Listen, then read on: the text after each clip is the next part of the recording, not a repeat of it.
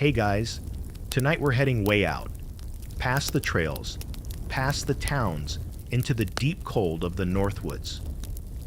Imagine yourself stepping off a creaking sleigh into waist-deep snow, surrounded by towering pine and spruce that blot out half the sky.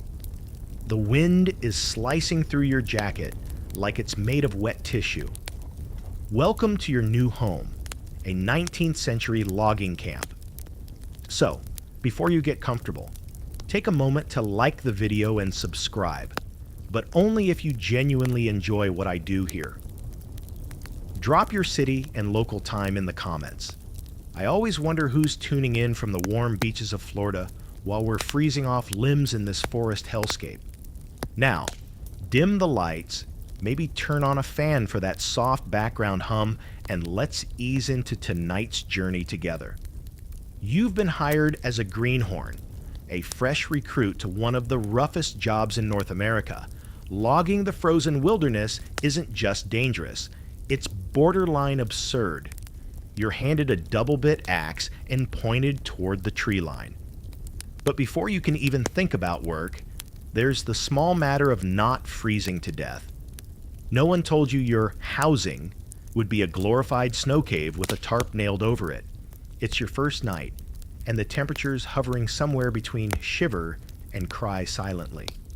You're crammed shoulder to shoulder in a makeshift lean-to with 3 other guys who smell like sweat and wet wool. The ground is frozen solid. Your blanket is one threadbare wool sheet. Every time you move, cold air sneaks in and slaps your skin like it's personally offended you exist. A historical fact for you. This was real. By the mid-1800s, lumber camps exploded across the northern U.S. and Canada, especially in places like Maine, Michigan, and Ontario.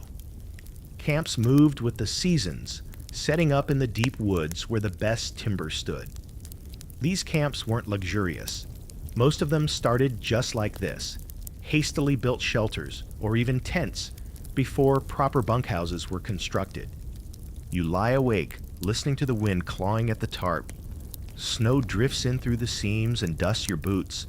Someone to your left is snoring like a buzzsaw. To your right, a man is muttering in French between shivers. Above you, the night sky crackles with stars, utterly uninterested in whether you live or freeze. Welcome to bunkhouse life, day one. And here's the quirky detail. Some of these early camps had a guy called the bull cook, and while he wasn't the cook, his job was to keep the fire alive, the water buckets full, and the floors swept. But unofficially, he was also the closest thing to Camp Mom. He might wake you up by throwing your boots at you or insult your snoring until you rolled over. It wasn't glamorous, but in a place where frostbite and hypothermia were daily threats, that one cranky man with a broom might just save your life. You're regretting this gig already. You were promised hearty meals, strong coffee, and manly camaraderie. What you've got is cold stew, weak coffee, and a guy named Big Tom who just used your sleeping spot as a boot bench.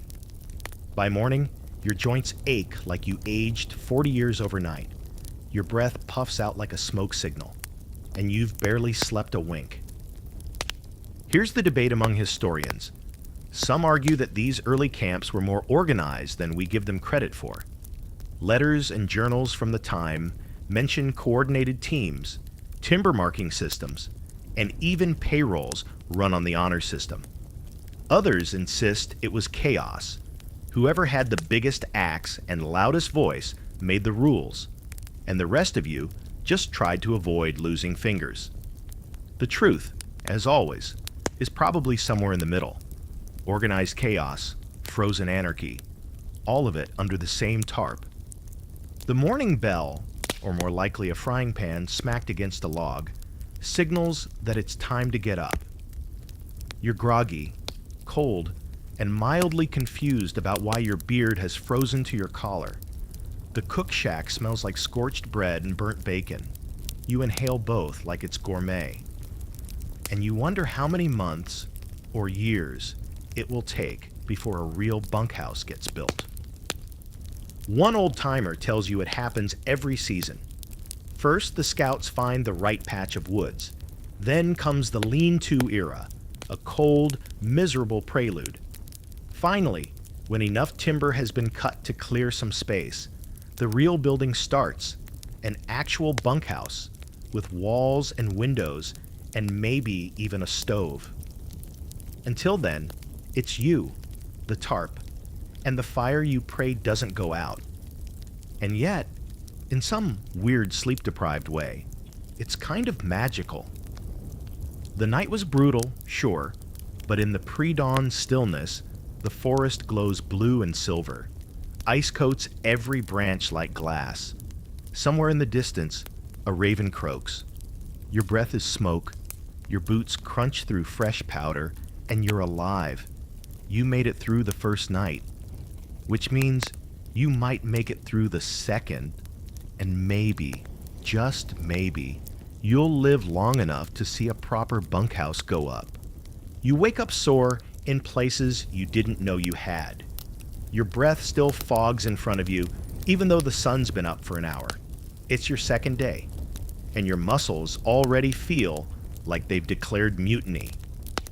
Someone slaps a mug of coffee into your hand, boiled to the consistency of motor oil, black as chimney soot. No one talks much in the morning. The men trudge around the camp like stiff-limbed shadows, layered in wool and misery. There's a strange sense of unspoken agreement here. You do the work, you keep moving, you try not to die. Nobody has the energy to pretend otherwise. You step outside the cook shack into the snow, and your breath catches, not from beauty, but from cold that reaches down your throat and strangles you. The trees creak and groan in the wind, tall and heavy with snow, like they're gossiping about how short your life expectancy is. Today's assignment isn't to cut trees. Not yet. You're on structure duty, which sounds promising until you realize that means building your own shelter. It's time to start the real bunkhouse. The idea is simple. Stack logs until it resembles something sleepable. The execution? Not so simple. First, you need logs, and not the kind lying around like sleeping puppies. No, you're felling fresh trees for this, cutting them down by hand, peeling the bark, notching the ends. Each log has to be fitted like puzzle pieces, except if puzzles weighed 300 pounds and gave you splinters the size of pencils. The first few hours are mostly chopping and cursing. One of the senior loggers, whose name might be Joe or might just be Old Guy, shows you how to notch a log properly. Not like that, he says, every time you swing your axe. Like this. His version is cleaner, faster, and makes you feel like a toddler with a plastic hammer. But slowly, under his growls and guidance, you start to get it. The logs begin to stack. Rough walls rise from the snow like something out of a fever dream. It's crooked. It leans slightly west, but it's yours. You're building it. And with any luck, you won't freeze in it. Here's your historical fact. Most bunkhouses followed a pretty predictable design by the late 1800s. They were long, single-room cabins, often around 20 to 30 feet wide and 40 to 60 feet long, depending on the crew size. The roof was low-pitched to shed snow, and ventilation was minimal, mostly on purpose, to keep heat in, but also because no one cared if it got smoky, as long as it stayed warm. Walls were made of hand-hewn logs, notched and stacked, sometimes chinked with moss, clay, or anything that would fill the gaps. You reach for another log and immediately regret the way your back protests. A few guys joke that the rookie's arms will fall off by lunch. You're not convinced they're wrong. Someone slips on a patch of ice and lands with a crunch that echoes through the trees. Thankfully, more ego than bone was bruised. Still, it's a reminder. One wrong step out here, and you're in real trouble. There's no hospital, no ambulance. There's a tin of bear grease, a dirty bandage, and maybe some whiskey. That's your urgent care. Now for the weird bit. Some camps didn't just build one bunkhouse. They built entire little villages, a bunkhouse, a cook shack, a blacksmith hut, even ice houses for storing meat through the spring. One camp in Minnesota supposedly had a tiny barber shop run by a guy who only knew one haircut: off. You needed a full head of hair in this cold, but after weeks of lice and grease, even baldness started to look appealing. You finally reach the point where the walls are shoulder high, and someone starts rigging a ridgepole for the roof.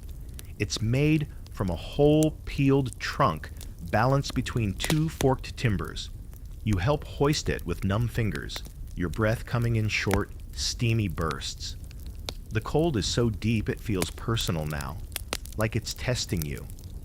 The snow is falling again, lazy, slow flakes that flutter into your collar and melt with just enough warmth to make your spine shiver.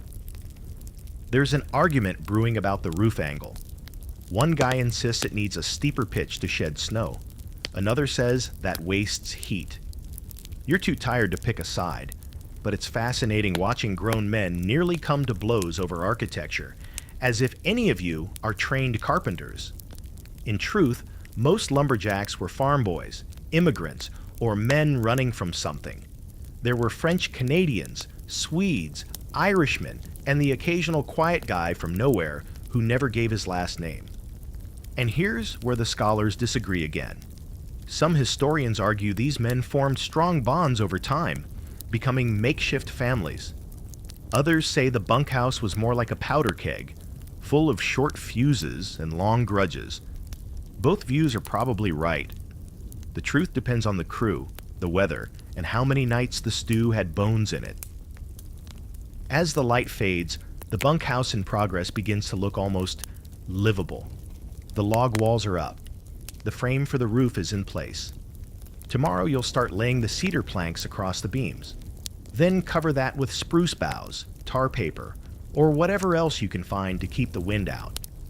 You're exhausted, but there's pride in your sweat. You helped raise a structure that might just keep your toes attached through the winter. Night comes fast out here, and with it, that plunging cold again. For now, it's back to the lean-to. But this time, you fall asleep with the ghost of a roof in your mind and a sense that survival might not be a completely ridiculous idea after all. You wake to the sound of hammering, not distant and polite, but right in your skull, sharp and steady. At first you think it's a hangover from yesterday's exhaustion, but no, it's literal hammering. Someone's already back at work on the bunkhouse, and you've slept late, which means later than the others, which still feels like 5 a.m. You roll off your straw mattress, knees popping like dry twigs, and shuffle out into the snow, still half buttoned into your coat. The air hits your face like it's angry at you for daring to be warm for even a second. The sun's barely up, a smear of dull orange behind the trees, and the bunkhouse is looking a little more like a cabin and a little less like a pile of sticks. The roof frame's complete now, and today's task is laying down the roof itself. That means clambering up a frosty ladder made of knotted spruce limbs while balancing boards and tools like a circus act. Congratulations, you're now a roofer. The boards creak under your weight. Your gloves are stiff with ice. Your breath fogs across your vision every time you exhale. You crouch, awkward and tense, on the edge of the rising roof as someone below shouts instructions that sound helpful, but are really just variations of "don't screw it up." You nod as if you know what you're doing, while your inner monologue is screaming something about OSHA violations and how this was never in the job description. Here's a fact. Most lumber camp bunkhouses weren't built to last more than a season or two. They were what you'd call temporary permanents, slapped together with muscle and improvisation, meant to weather the worst of winter and then be abandoned as the logging crew moved on. Still, despite the slapdash construction, there was a real rhythm to how these places went up. You'd start with the corners, saddle-notched logs if you had the time and talent, or just square notches if you were in a rush, and then layer up the walls. A team of 3 to 4 men could frame a full bunkhouse in a couple of weeks, assuming frostbite didn't take any fingers in the process. Back on the roof, you hammer in a board with such force that your arm goes numb from wrist to shoulder. You shake it off. Below you, someone's complaining about the chimney angle. Yes, there will be a stove. No, you're not sure if the chimney will be crooked forever. Everything here leans a little. It's part of the charm. As you climb down for a break, you're handed a tin mug of something pretending to be soup. It's warm, salty, and tastes vaguely like tree bark. You slurp it down anyway, grateful for the heat. The man who gave it to you is called Limp George, which you suspect is not his birth name. He used to be a railroad brakeman until something went sideways with a steel coupling and his leg never quite recovered. Now he builds bunkhouses in the woods and tells stories that may or may not be true, like the one about the bunkhouse that got buried in a single night of snow, trapping the whole crew inside until spring. You laugh, a little too nervously. And here's the quirky thing. Some camps had traditions around how the first bunkhouse was finished. In one part of Maine, it was said you had to bury a coin under the threshold for luck. In parts of Quebec, someone had to spit on the first nail driven into the roof beam to keep evil spirits out. You're not sure if it's superstition or boredom, but you find yourself eyeing your own boot for any spare change, just in case. You return to the roof just as the last planks are going up. The wind's picked up now, whistling through the trees like some ancient complaint. It tugs at your coat and freezes the sweat on your back into a crackling sheet of ice. Someone nearly loses a board over the edge, and there's a mad scramble to catch it before it plummets into the snow below. Success. Applause. One man punches the other in the arm, hard, as a sort of congratulation. This is affection, lumberjack style. A debate breaks out about insulation. Moss, birch bark, sawdust in canvas sacks. The cook yells that he's not giving up any more potato sacks. They're all full of beans, and that ends that. You opt for dried moss and pine needles, which sounds quaint until you're stuffing it into gaps with bare fingers, coughing on the dust, and trying not to think about the spider you just disturbed. Now, let's get academic. There's still debate about how much engineering skill went into these bunkhouses. Some researchers argue that the men applied regional building knowledge, Finnish log techniques, Scandinavian jointing, French-Canadian roof design, crafting a hybrid style born of cultural mashup. Others argue it was mostly brute force and necessity. If it stands up and doesn't fall down when you lean on it, it's good enough. Maybe both are true. Maybe desperation is its own form of genius. By the time the last board is nailed, the sky's gone gray. Snow begins to fall again. Steady, soft flakes like a quiet applause. You step back and take in the view. A low, narrow cabin with smoke already curling from a crude stovepipe, logs dark with melted snow, door frame hung slightly off-center but still solid. You built this. You and the rest of the cold, calloused crew. It may not look like much, but to a half-frozen lumberjack, it might as well be the Ritz. That night, you're the first one inside. The fire crackles in the stove, radiating uneven waves of heat. The floor is still dirt, but dry dirt, which feels luxurious compared to last week's frozen mud. You pick a top bunk, bad move, you'll find out later when it's a sauna up there, and stretch out, finally horizontal in something that smells more like pine sap than wet feet. For now, anyway. The others file in, boots stomping, jackets shedding snow. The air fills with voices, laughter, complaints, and one perfectly harmonized chorus of sneezes. It's not quiet, it's not peaceful. but it's warmer, and it's yours. The bunkhouse is officially open for business and survival. There's no such thing as waking up slowly in a lumber camp bunkhouse. You don't stretch, yawn, and pad softly to a window for a warm mug of coffee. You bolt upright because someone smacked the stove too hard and sent a wave of heat across your face, or because the guy in the bunk below just launched into a coughing fit that sounds like a diesel engine trying to die. Or maybe it's because your shoulder is frozen to the wall and pulling away from it feels like ripping off a Band-Aid made of skin and regrets. It's still dark. It's always dark in the mornings. The only light is the flicker of the wood stove, glowing like a tired jack-o'-lantern in the center of the room. You climb down from your bunk, misjudge the last step, and land in something that squishes. It might be a sock. It might be a mouse. You don't ask. Someone grunts at you to shut the door, then realizes the door isn't open, and the cold is just coming in through the floorboards. Welcome to day 4.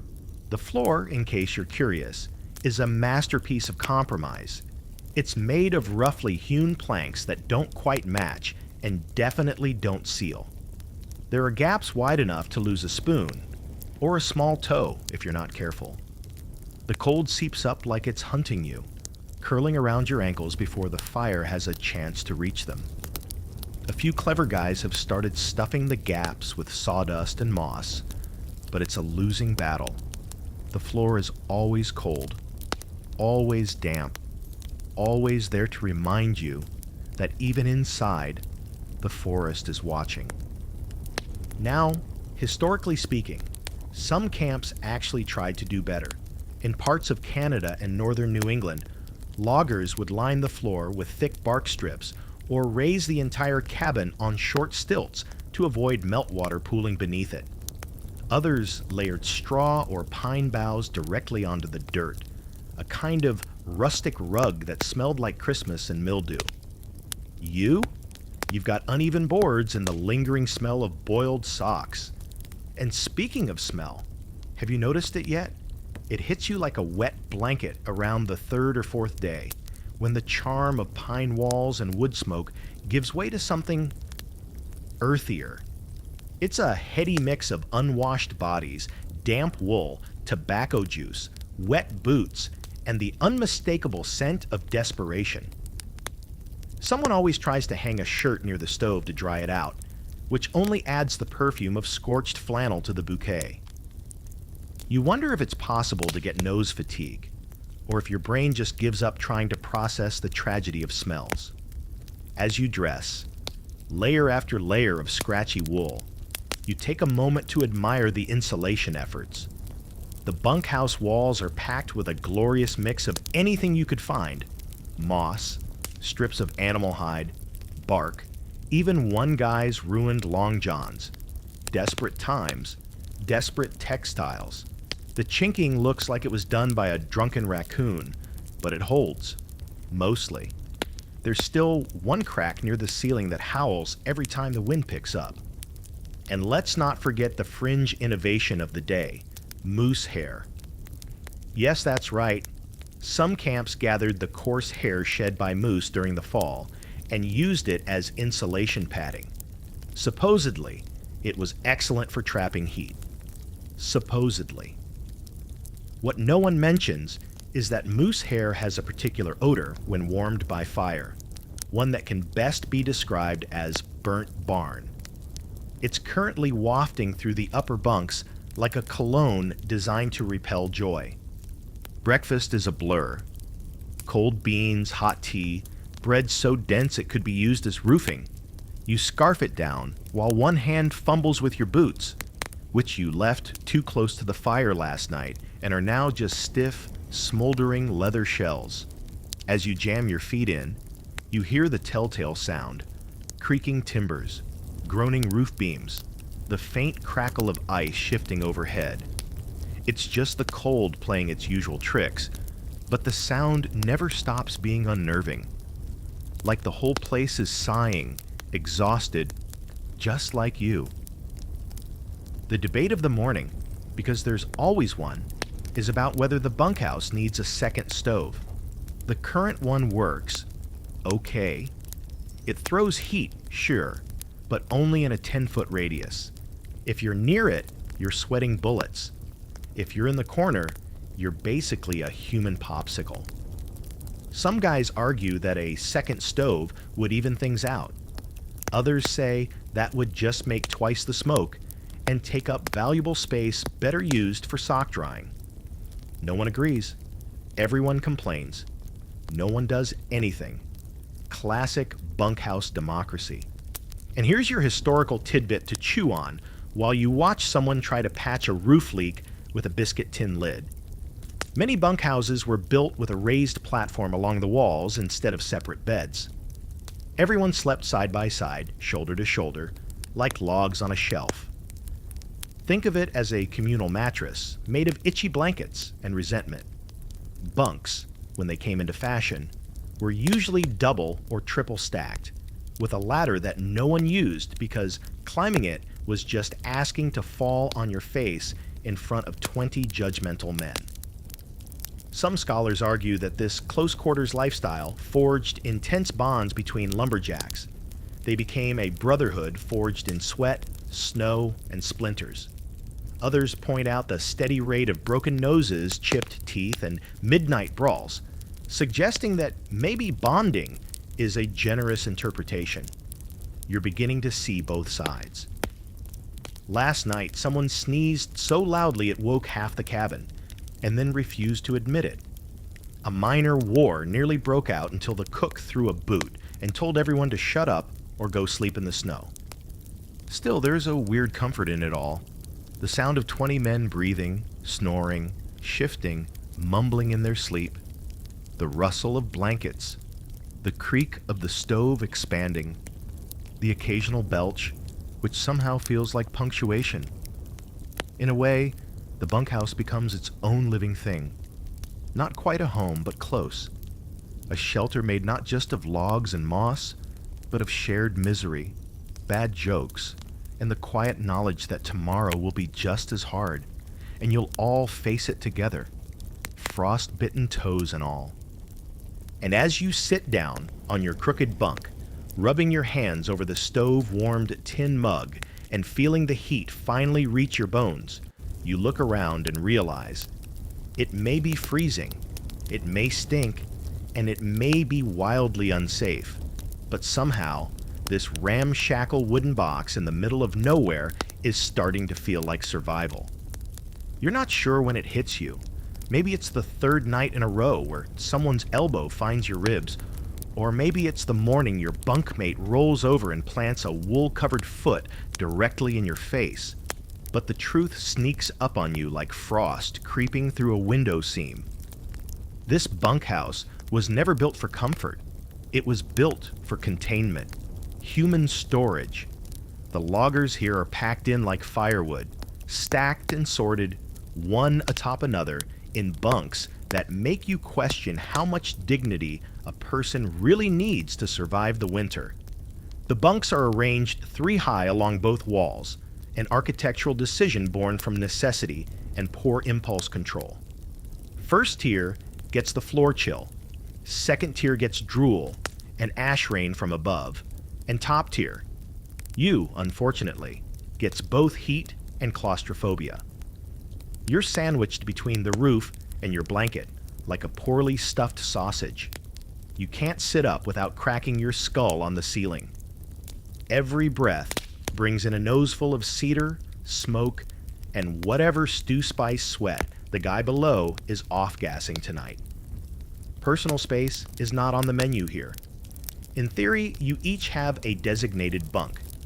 In practice, it's first come, first staked out. Most guys hold their space with something deeply personal. A hat, a battered copy of a pulp novel, a belt coiled like a rattlesnake. You've taken to leaving your gloves on the pillow, an unspoken signal that says, mine. Don't test me. It mostly works.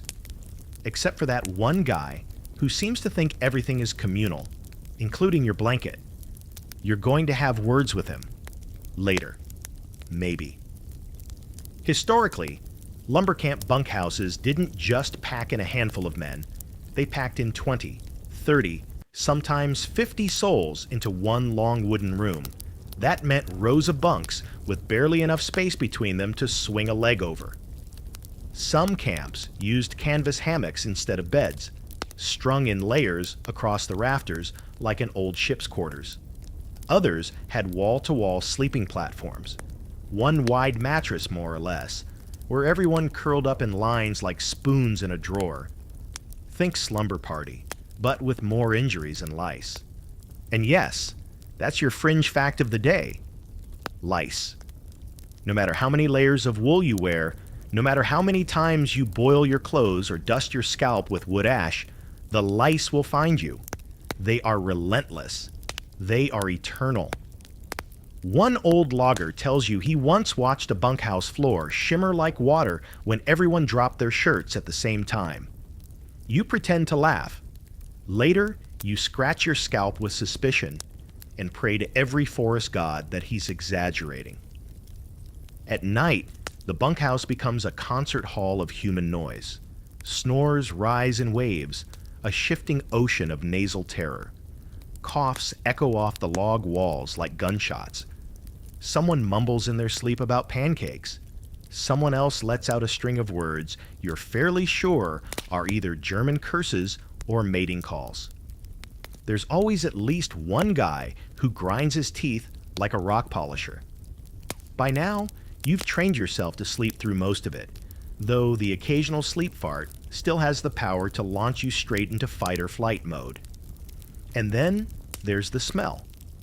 Not just the ambient stink of men marinating in their own wool, but the slow fermentation of boots, socks, and unwashed bedding. The top bunks, blessed by heat, also become drying racks for everything wet, which means your nose is pressed directly into a jungle of steaming socks, damp mittens, and one pair of long johns that haven't seen daylight since the last presidential election. You try to breathe through your mouth, it doesn't help. By day, the bunkhouse is less crowded. Men scatter to their jobs, felling trees, skidding logs, loading sleighs. But by night, the room fills again with boots and bodies. The narrow aisles between bunks turn into an obstacle course of gear and elbows. A wrong step means an accidental stomp on someone's foot, followed by an argument about who owns what and whose boots are leaking goat grease. There's a hierarchy, unofficial, but deeply enforced. Senior guys get first pick of bunks, the warmest spots near the stove. Rookies like you get the bunks that creak and wobble and smell vaguely of rodent. And here's the scholarly debate of the day. Did these crowded conditions promote camaraderie or chaos? Some argue that the forced intimacy created a strong team dynamic. You fought together, worked together, slept side by side. Others argue it fostered resentment, especially when tensions ran high or food ran low. Diaries from the era include equal parts fondness and fury. Old Pete snores like a dying bear, but saved my life when I fell in the river. Or, I'd share a bunk with Joe again if he'd stop stealing my damn tobacco. It's a mixed bag. Like every other part of this frozen circus, one night, you wake up with a hand in your face. Not metaphorically, an actual hand. You blink and realize your bunkmate has rolled over in his sleep and punched through the thin layer of blanket separating you. He doesn't stir. You push his arm back over the edge like you're returning a borrowed broom. This happens more often than you'd like. Personal boundaries are theoretical at best. You've learned to sleep with your arms crossed and one eye open. And yet, somehow, it's working. You're not dead. You're not warm, not rested, not particularly clean, but you're alive. The bunkhouse might be a sensory assault of noise, heat, stink, and elbows, but it's shelter. It's survival. It's something between a barracks and a barn, but it keeps the wolves out and the wind off your bones. One evening, you watch the snow fall from your narrow window slit. just a crack in the wall that someone lined with pig bladder to keep out drafts. Outside, it's all silence and frost. Inside, it's snoring and the hiss of steam off a boot too close to the stove. Somehow the chaos feels safer than the stillness. This packed, rattling, barely held together shack of men is the only warm thing in 1,000 miles of cold forest. You pull your blanket tighter, tuck your gloves under your head, and brace for another night in the sardine can. The fire has gone out. That's how the morning begins. Not with the clang of the cook's ladle or the muttered complaints of men fighting for clean socks, but with the bitter, bone-numbing realization that the bunkhouse stove is dead. The warmth that usually clings to the center of the room has vanished, and in its place is a cold so sharp it feels like a punishment. You sit up fast, banging your head against the bunk above. Again. At this point, you're convinced the ceiling is either getting lower or your skull is getting taller. Your breath fogs immediately, a small puff of defeat. Around you, others are stirring, slowly, stiffly, and with more profanity than usual. Someone curses the fire. Someone else blames the green firewood stacked near the stove. And someone near the far wall just yells, "Why is my boot frozen to the floor?" It's going to be one of those days.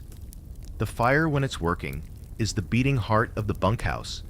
It radiates heat, sure, but it also provides light, a cooking surface, and a place to dry out your damp clothes and your worst moods. When it dies overnight, it takes morale down with it. You crawl from your bunk, half-dressed and fully grumpy, and shuffle toward the stove like a moth toward the world's most judgmental flame. Turns out the fire didn't go out completely. It's sleeping, sulking in a bed of gray ash, waiting for someone to bribe it back to life. You crouch and poke it with the iron rod, stirring up embers that glow like old coals in a blacksmith's forge. A few sparks dance up, hopeful but lazy. The wood pile beside the stove is low, again, and the logs are too fresh, again. Green wood hisses and spits when it burns. It's like trying to cook a meal over boiling lettuce. Here's your historical fact. Fire maintenance in a lumber camp wasn't just a chore.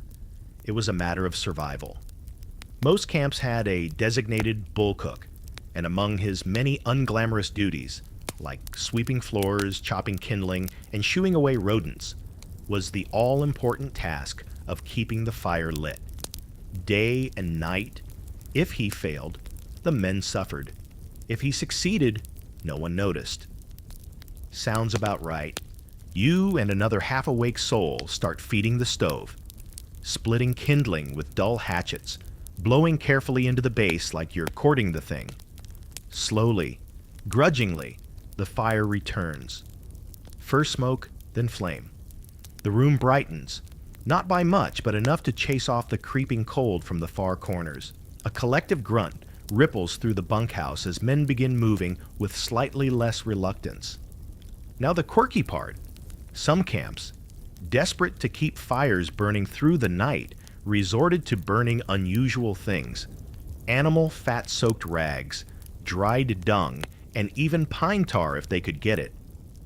One legend speaks of a camp in the Yukon that used old leather harnesses and a pair of boots as emergency fuel during a blizzard. They said the fire smelled like betrayal for days. Breakfast is a little more cheerful once the stove's humming. The cooks made something resembling porridge, thick, pale, and lumpy. It tastes like survival. You eat it fast, not because it's good, but because it's hot. And heat is currency here. Someone passes around a tin of molasses. You pour a glob onto your bowl and pretend it's flavor. The stove's glow doesn't reach every bunk. In the corners, frost still clings to the walls, delicate white feathers that refuse to melt. That's a thing most folks don't realize about these bunkhouses. They weren't heated evenly. The stove blazed in the center, while the edges remained little Arctic zones. It was like living inside a gradient. If you were lucky, your bunk was on the warm side of the line. If not, you might wake to find your blanket frozen to the wall. Again. Scholars love to debate whether this uneven heating was an accident or just a consequence of necessity. Some argue that smarter camps arranged bunks in tighter circles or clustered them toward the center to trap warmth. Others claim the layout was always dictated by space. Long, narrow cabins forced long rows of bunks, whether it made sense or not. Either way, the result was the same. Men fought like wolves for the warmest spots, and the stove was king. You've seen the hierarchy up close. Guys arrive early in the season and stake their claims near the heat source. The center bunks go first, then the next row out. By the time you got here, the prime real estate was long gone. You're stuck in the back 40, near the corner that collects smoke and cold like a bad debt. Still, there are perks. You're farther from the snorers. And if the stove ever explodes, which, let's be honest, seems likely, you'll have a head start toward the door. Throughout the day, the stove becomes the center of social life. Men gather around it during breaks, swapping stories, drying gloves, spitting into the ash box. The space around it becomes a swirling mix of steam and odor, sweat, socks, and whatever died in someone's coat lining last week. You learn not to stand too close, lest you find yourself marinated in eau de logman. One guy brings out a harmonica and wheezes a tune that sounds vaguely like a dirge. Another pulls out a whittling knife and starts carving a tiny moose from a lump of wood. He's not good, but he's determined. You sit nearby, holding your tin cup near the flame, watching a pair of socks slowly inflate as the moisture boils out of them like they're haunted. Night comes again. The stove glows fiercely, crackling and hissing with defiance. You all huddle closer than usual. The temperature's supposed to drop hard tonight. Someone says it might hit -40. You don't ask Celsius or Fahrenheit. At that point, it doesn't matter. Before climbing into your bunk, you stop at the stove, load in another log, and whisper a little prayer. Not religious, just desperate. Something like, "Please, don't die tonight." You know what it means to wake up cold. You know how long it takes to feel your toes again. You know how fast heat vanishes when it's not fed. You climb into your blanket cocoon, muscles aching, socks half dry, the stink of scorched wool lingering in your nose. The stove pops once, like a settling groan. The room flickers. And despite the noise, the crowd, the discomfort, you sleep. Because here, a working stove means everything. It means survival. It means waking up alive. You wake up with your mustache frozen to your blanket. Not in a charming holiday card kind of way, but in a stiff, crackling, my face is glued to wool situation that requires a slow, painful peel just to sit up. Your breath still fogs in front of you. And when you glance up at the ceiling, if you can call it that, considering the bunk above is a mere 16 inches from your nose, you spot it. Frost. Not just a little patch, a full constellation of hoarfrost twinkling along the underside of the roof beams like the stars came down to judge you while you slept. It happens every morning now. Warm air from 24 sleeping, snoring, coughing men rises and meets the ice-cold wood. Moisture builds, freezes, and crystallizes until the entire ceiling glitters with frosty menace. Every now and then, someone shifts in their bunk or slams the bunkhouse door, and it shakes just enough for a little snowdrift of condensation to fall. Right onto your face. You've learned to sleep slightly tilted, like a man expecting a ceiling sneeze at any moment. You slide out of your bunk and plant your feet on the freezing floor. The fire's gone to embers again. Typical. Someone grunts from across the room and throws another log in, sending a spurt of flame up into the dim, smoky air. It illuminates the ceiling, casting the frost in a golden shimmer for just a second before the smoke drifts back in and turns everything gray again. Here's your morning science fact. The frost isn't just annoying, it's a symptom of the bunkhouse's breath. All that warm, humid air from dozens of lungs creates a cycle of condensation and freezing. And with poor insulation and little ventilation, ventilation meant cold air, so nobody wanted it. You get an indoor snowstorm forming every single night. Some camps tried to combat this by drilling tiny air vents near the roofline. Others just accepted that if you weren't crusty by morning, you weren't breathing right.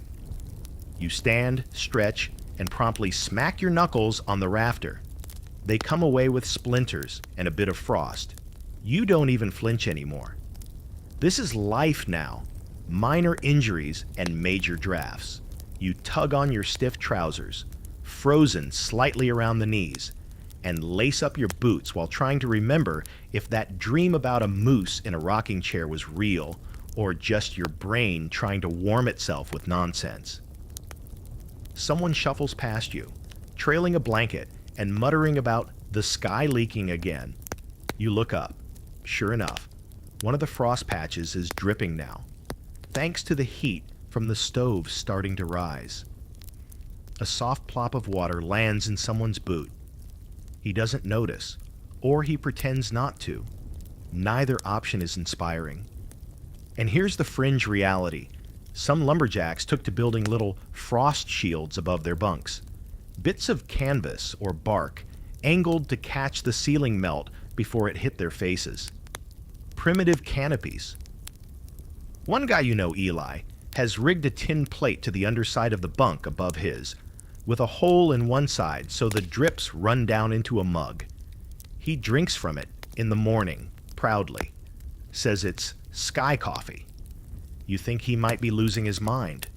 Then again, you're not so sure you haven't lost yours. There's an undeniable rhythm to the mornings now. Groaning, cursing, stoking the fire, pouring steaming water into metal basins that immediately freeze around the edges. The cook rings the breakfast bell, or more accurately, throws a dented ladle at the wall, and bodies start to move with reluctant gravity. You file out, rubbing your eyes and dodging dripping rafter bombs.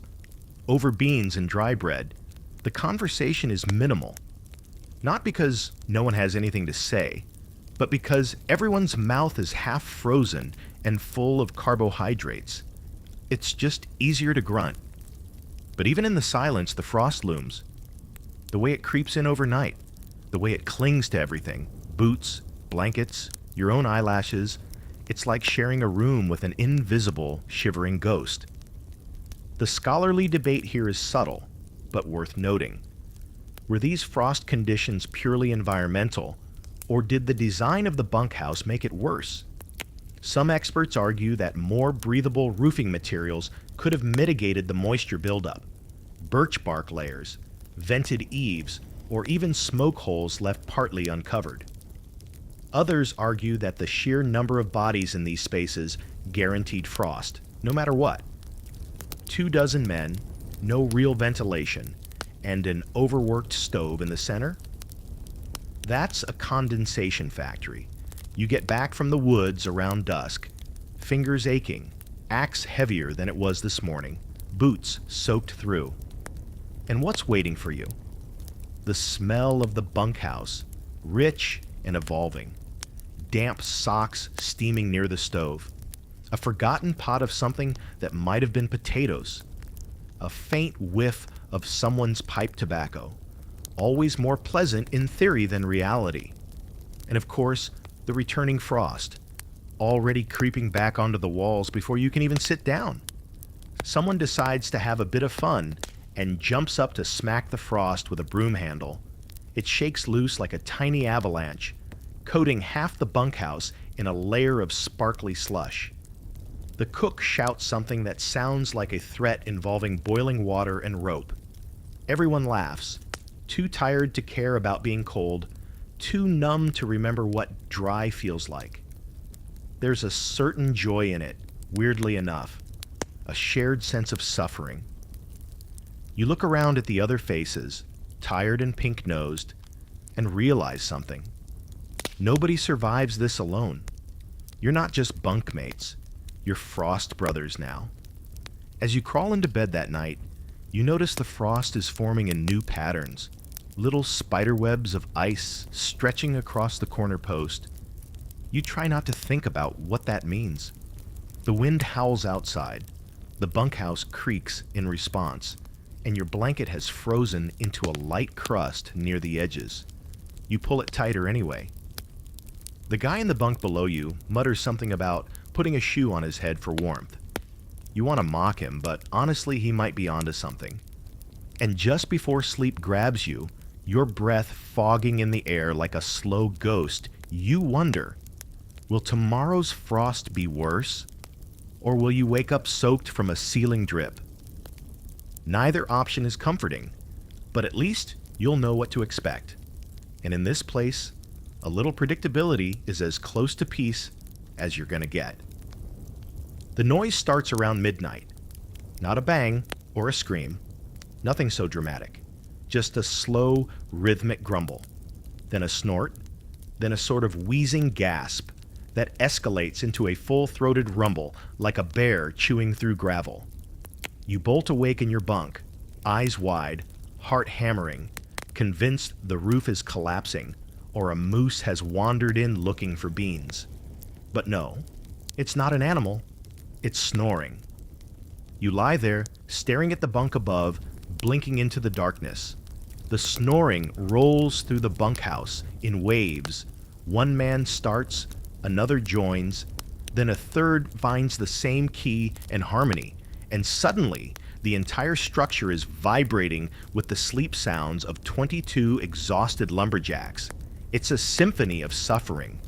Deep bass growls, high-pitched nasal whistles, chesty coughs that double as percussion. Somewhere, impossibly, someone is humming through their nose like a small warbler trapped in wool. There's no escaping it. You shove your blanket against your ears, jam your cap down low, and try to find a mental safe place. A forest clearing, a quiet lake, anything. But every time you drift near sleep, another snort jerks you back. A man somewhere near the stove lets out a long guttural snore, followed by an abrupt silence. You wait, breath held. Then, with comic timing, a deafening inhale. It's like he's swallowing the room. Historically, this was standard fare. Lumberjack bunkhouses were known for their extreme noise levels at night. Most loggers worked as 12 to 14-hour days, came in battered and barely conscious, and crashed into bed with the grace of dropped firewood. The snoring wasn't just common, it was legendary.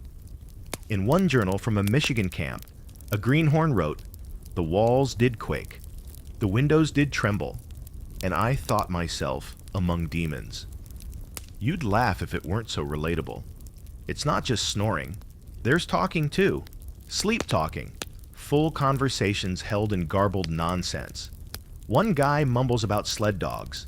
Another mutters a string of what might be Irish curses. Someone in the top bunk near the chimney sits bolt upright and says, "They took the beans," before collapsing again. Nobody wakes up. Nobody remembers. You, meanwhile, lie awake, slowly questioning your life choices and sanity. And here's the weirdest fringe fact of all. Some bunkhouses designated a snore corner, a literal section of the room where the loudest sleepers were assigned bunks so their combined nasal orchestra could be somewhat contained. It didn't work. It just meant one side of the cabin sounded like a steam engine repair shop, and the other side seethed with envy and sleep deprivation.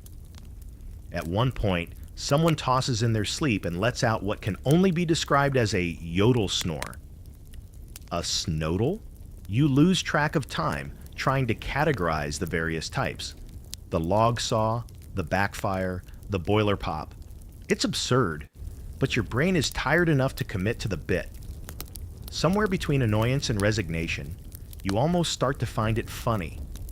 Almost. But then come the snore fights. They begin when one man, probably driven to the brink, throws something across the room. A boot hits the wall. The snoring pauses. Silence reigns for 3 miraculous seconds. And then, from the far left corner, a return volley. A wad of socks thwacks someone in the face. You hear a muffled curse. Then a shout. "For God's sake, shut your damn mouth, Chuck." Chuck, presumably, is the source of the worst of it. Or maybe just the unlucky one whose snores peaked at the wrong moment. What follows is a flurry of half-asleep insults. A few choice words about someone's mother, and a threat involving stuffing snow down someone's long johns. A boot is retrieved and thrown again. One man sits up and mutters, "Let the man breathe, he's dying." Another retorts, "He's not dying, he's broadcasting weather warnings." It's all hilarious in the light of day, but right now it feels like your brain is melting. The debate among historians here is genuinely entertaining. Some say the bunkhouse conditions created such extreme exhaustion that most men simply passed out regardless of the noise. Others insist that sleep disruptions were a serious morale issue, and fights, sometimes physical, did break out over snoring, talking, and blanket hogging. There are even records of one camp that rotated bunk assignments weekly to prevent long-term grudges from festering. It didn't help. Eventually, the noise settles. Not because anyone stopped snoring, but because your body gives up. You reach a level of exhaustion so profound that you transcend discomfort. You float in a space between consciousness and unconsciousness, where the rhythmic rumble of the snorers becomes white noise. It's like sleeping inside a very angry beehive. But it's sleep. You'll take it. Until, plop. A drip from the frosted rafter lands directly in your left ear.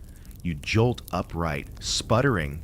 The snoring continues, unbothered, eternal. You wipe the icy water from your face and consider just walking out into the snow and sleeping among the logs. Maybe the forest is quieter. Maybe the bears are gentler. You don't, of course. You roll over. You shove the corner of your blanket into your ear. You accept your fate. This is what sleep looks like in a lumber camp. Loud, chaotic, damp, and entirely out of your control. The bunkhouse might keep the cold out, but it offers no protection from the noise within. As dawn begins to scratch at the seams of the bunkhouse walls, the snoring begins to ebb. Men stir, grumble, stretch. The wood stove gets a fresh log, and the symphony fades into the usual groggy shuffle of morning survival. You drag yourself up, eyes bleary, ears still ringing. Another night conquered? Barely. You step outside into the frozen air, take one breath of clean silence, and try to remember what quiet felt like. It's already slipping away. There's no tactful way to say this, so let's just get it over with. The bunkhouse smells like a wet animal that gave up on hygiene halfway through hibernation. If you had to describe it with more precision, and unfortunately, you do, you'd say it's a mixture of sour wool, foot rot, stale tobacco, singed beard hair, and the slow, creeping funk of humanity in close quarters with very few bathing options. It's not even one smell. It's layers. Complex, evolving. Like a wine that makes your eyes water and your nose regret existing. You wake up with it in your nostrils, in your mouth, on your clothes. It's inescapable. It's permanent. It's in the wood, in the blankets, in the very grain of the floorboards. You didn't notice it much at first. Your nose went numb pretty early on, but now that you've settled into this way of life, your senses have returned. And they are not impressed. The center of the bunkhouse is the worst. That's where the stove is, and where everyone congregates after the day's work. So it's also where the sweat drips, where the boots dry, where the wet mittens steam and sizzle, and release the sort of odor that makes livestock wince. Someone tossed their socks too close to the fire last night, and this morning the air is thick with the greasy perfume of wool that's been baked to the edge of combustion. It's hard to say whether it's worse than the smell of cold, but it's definitely more aggressive. Here's your historical fact for today. Many bunkhouses never had windows, or if they did, they were small slits high on the wall, often nailed shut during winter to keep out drafts. That meant no ventilation. All the smoke, steam, and body odor just swirled around like a trapped ghost with digestive issues. The result? An air quality that could best be described as chewy. Men got used to it. Or more accurately, they stopped complaining because there was no point. After a while, you don't smell it anymore. But heaven help the outsider who walks in. There are stories of visitors retching at the threshold. You pull on your pants, still damp from yesterday, and step into the mess. The floor is coated in the debris of desperate men. Bark scraps, sawdust, bits of string, someone's long-lost mittens, and what might be an old piece of biscuit. A man near the door is attempting to air out his boots by stuffing them with pine needles. Another has his shirt open to the stove, steam rising from his chest like a volcano in a flannel valley. There is a definite funk coming off him. You turn away before your coffee rebels. And here's the quirky part. Some lumberjacks swore by carrying around bits of spruce gum, not just to chew on, but to mask the smell of their own breath. Others tucked herbs or mint leaves into their scarves or under their hats, claiming it kept the stink away, or at least confused it long enough to get through the day.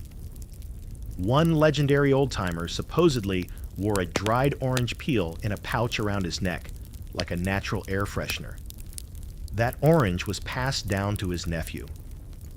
You don't know if that's inspiring or revolting. Today's work is hard, like every other day. And when you return, exhausted and dripping with snowmelt, the bunkhouse air greets you like a warm, moist wall. You breathe through your mouth, but that just adds taste to the experience. So you accept it. You step into the mire of men and try not to think about where that puddle came from. Around the stove, laundry hangs on every surface. Socks over the rafters. Shirts dangling from nails in the wall. Someone has laid their trousers directly over the stovepipe, which is both bold and potentially explosive. The mix of drying fabrics and body steam creates a cloud of damp warmth that fogs your vision. You're fairly certain you saw a fungus growing on someone's undershirt. No one's brave enough to move it. And now comes the open scholarly debate. Did men in these camps develop immunity to their own filth, or did they just ignore it out of sheer exhaustion? Some historians argue that the immune systems of lumberjacks were in a constant state of alert, bombarded by bacteria and sweat and smoke in ways that would flatten a modern office worker. Others suggest it was psychological. When your body is breaking from physical labor, you simply don't have room left in your mind to worry about smell. You settle into your bunk after another long day, and as you pull the blanket up, you catch a whiff of yourself. It's impressive. Somewhere between moldy bread and wood smoke-scented despair, you vow, again, to wash tomorrow. With what, though? The river is frozen. The camp's water barrels are icy crusts. The one tin bucket of warm water available is currently being fought over by 3 guys who all claim to have lice.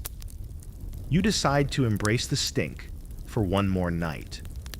Lying there in the dark, you listen to the soft creaking of the bunkhouse and the occasional squelch of someone wringing out a sock. A man near the far wall is trying to light a cigar with a sliver of bark. Another is plucking something from his foot and examining it like a rare gemstone. You close your eyes and breathe shallowly. The truth is, as much as the bunkhouse smells like a locker room built inside a compost heap, it's part of the deal. You smell like everyone else. and they smell like you. There's no shame here. No one's judging. You're all too tired for that. Too focused on surviving the cold, the work, the next meal. Smelling like a dead bear is just part of the uniform. Still, just before you fall asleep, you catch a breeze of fresh air from the slightly cracked door. It's freezing. It's sharp. But it smells like pine trees and sky and silence. And for a moment, just a brief, flickering second, it reminds you what clean used to feel like. You inhale, slowly, deeply. Then, someone farts, and the moment's gone. If you thought the bunkhouse was chaotic during the night, wait until you see it during mealtime. You think you've lived through hunger. You think you've been in a rush. But nothing prepares you for the daily stampede to the cook shack, a ritual that lies somewhere between a religious pilgrimage and a full contact sport. There's no bell or horn, just the sudden, instinctive movement of 20+ men all at once, rising like startled cattle at the scent of boiling meat. You follow the crowd through the snow, boots thudding across the frozen path that winds between the bunkhouse and the cook shack. The wind slices through your layers as you trudge, stomach growling. This is the only time the bunkhouse empties itself in under a minute. Hunger has a gravitational pull, and everyone is caught in its orbit. The cook shack is barely a building. 4 log walls, a sagging roof, and a door that hangs on optimism. But it's warm, it's noisy, and it smells like heaven filtered through pork grease. The second you open the door, steam rushes out, carrying with it the scent of something vaguely edible. You're not picky anymore. If it's hot and solid, you'll eat it. If it's not solid, you'll still eat it. If it moves, you'll stare it down and eat it anyway. Inside, the men are already jostling for places at the long plank tables. There's no assigned seating, no formality, just pure, hungry chaos. You squeeze in between 2 men who smell like burnt gloves and tree sap and grab a dented tin plate. The cook, a barrel-chested man with forearms like smoked hams, slops food onto it without looking. Today, it's beans, again. Brown, lumpy, semi-liquid beans with occasional guess. Bits of pork or maybe tree bark. Hard to tell. Here's your historical fact. Logging camp cooks, also called cookies, were the unsung royalty of the woods. A good cookie could make or break a camp. They cooked 3 meals a day for dozens of ravenous men, often starting at 4 a.m. and finishing after dark. Their kitchens were crude, wood stoves, iron pots, battered ladles, and yet they turned out stews, biscuits, flapjacks, boiled meats, sometimes even pies. Cookies were allowed to be rude, eccentric, or flat-out terrifying, because the men knew one truth: never offend the guy who feeds you. You shovel the beans into your mouth with mechanical speed. The bread is hard enough to chip a molar. The tea is dark, hot, and faintly metallic. Someone starts passing a jug of molasses down the line, and you pour a generous blob onto your plate, not to sweeten anything, but to confuse your taste buds into submission. Around you, the conversation is minimal. Just chewing, slurping, and the occasional belch of approval. A few guys joke about the mystery meat that showed up in yesterday's stew.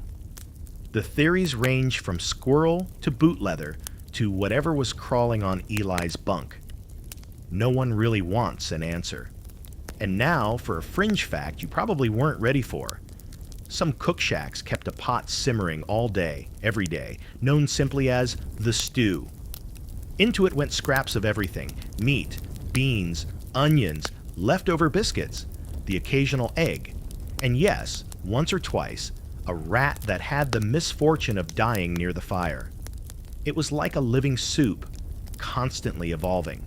The longer it cooked, the more flavor it accumulated. Some men swore by it. Others swore at it. As the meal winds down, the cook slams a pan onto the table and bellows, "Last call!" like a bartender at the end of the world. A few men scurry up for seconds. Others just slump in their seats, full and drowsy. One guy wipes his mouth on his sleeve, leans back, and sighs like he just came back from a tropical vacation. You suspect he hasn't had functioning taste buds since October. The scholarly debate around meals in lumber camps is oddly passionate. Some historians argue the food was hearty and sustaining, high in calories, made with love, or at least butter, and served hot. Others claim the monotony was brutal, the ingredients often spoiled, and that malnutrition wasn't uncommon, especially late in the season when supplies dwindled. Diaries from the time back up both views. Some men remembered their cookies fondly. Others noted that the beans were mostly rock hard and the bread was only useful if you'd run out of firewood. Back in the bunkhouse, post-meal drowsiness settles over the men like a blanket. Some light pipes and sit by the stove, swapping exaggerated tales about logging injuries or close calls with moose. A few start card games, dealing dog-eared decks onto crates or boots. Others just lie on their bunks, staring at the ceiling frost, digesting slowly. You climb into your own bunk and let out a grunt of satisfaction. The food wasn't gourmet, but it was filling. And in this world, that's enough. Your hands still smell like beans. Your breath could light a lantern. But your belly's warm, and that means your mood is almost cheerful. Until the guy next to you farts with the force of a backfiring steam engine. Nobody says anything. Nobody reacts. This is just life now. You roll over and exhale deeply, trying to replace the smell with whatever faint trace of molasses still clings to your upper lip. It doesn't work. Still, you can't help but chuckle. Quietly. To yourself. Because in a place where warmth, food, and sleep are your three most valuable resources, a plate of mystery beans and some scorched bread is the closest thing to luxury you're going to find. And despite the stink, the chaos, and the fire hazard hanging from the rafters, you'll take it. You always do. You're not the only thing living in the bunkhouse. You discover this on a moonless night when you roll over and feel something scurry across your foot. Your first thought is that someone's toe has gone rogue. Your second, more accurate thought comes a moment later when you hear the tiny, unmistakable sound of claws on wood and a soft rustle near the edge of your blanket. You freeze. You wait. Then comes the faintest squeak, and suddenly you're wide awake, heart pounding, eyes darting around the dark like a nervous raccoon yourself. You lie still for a long time, blanket pulled up to your chin, listening. The room is its usual symphony of snoring, wheezing, and the occasional dream mutter, but now layered with something else. The whispery footsteps of something small and curious exploring your bunk like it's a hotel suite. You flick your fingers at the edge of the bed and hear it scurry off. Hopefully. By morning, it's clear you weren't hallucinating.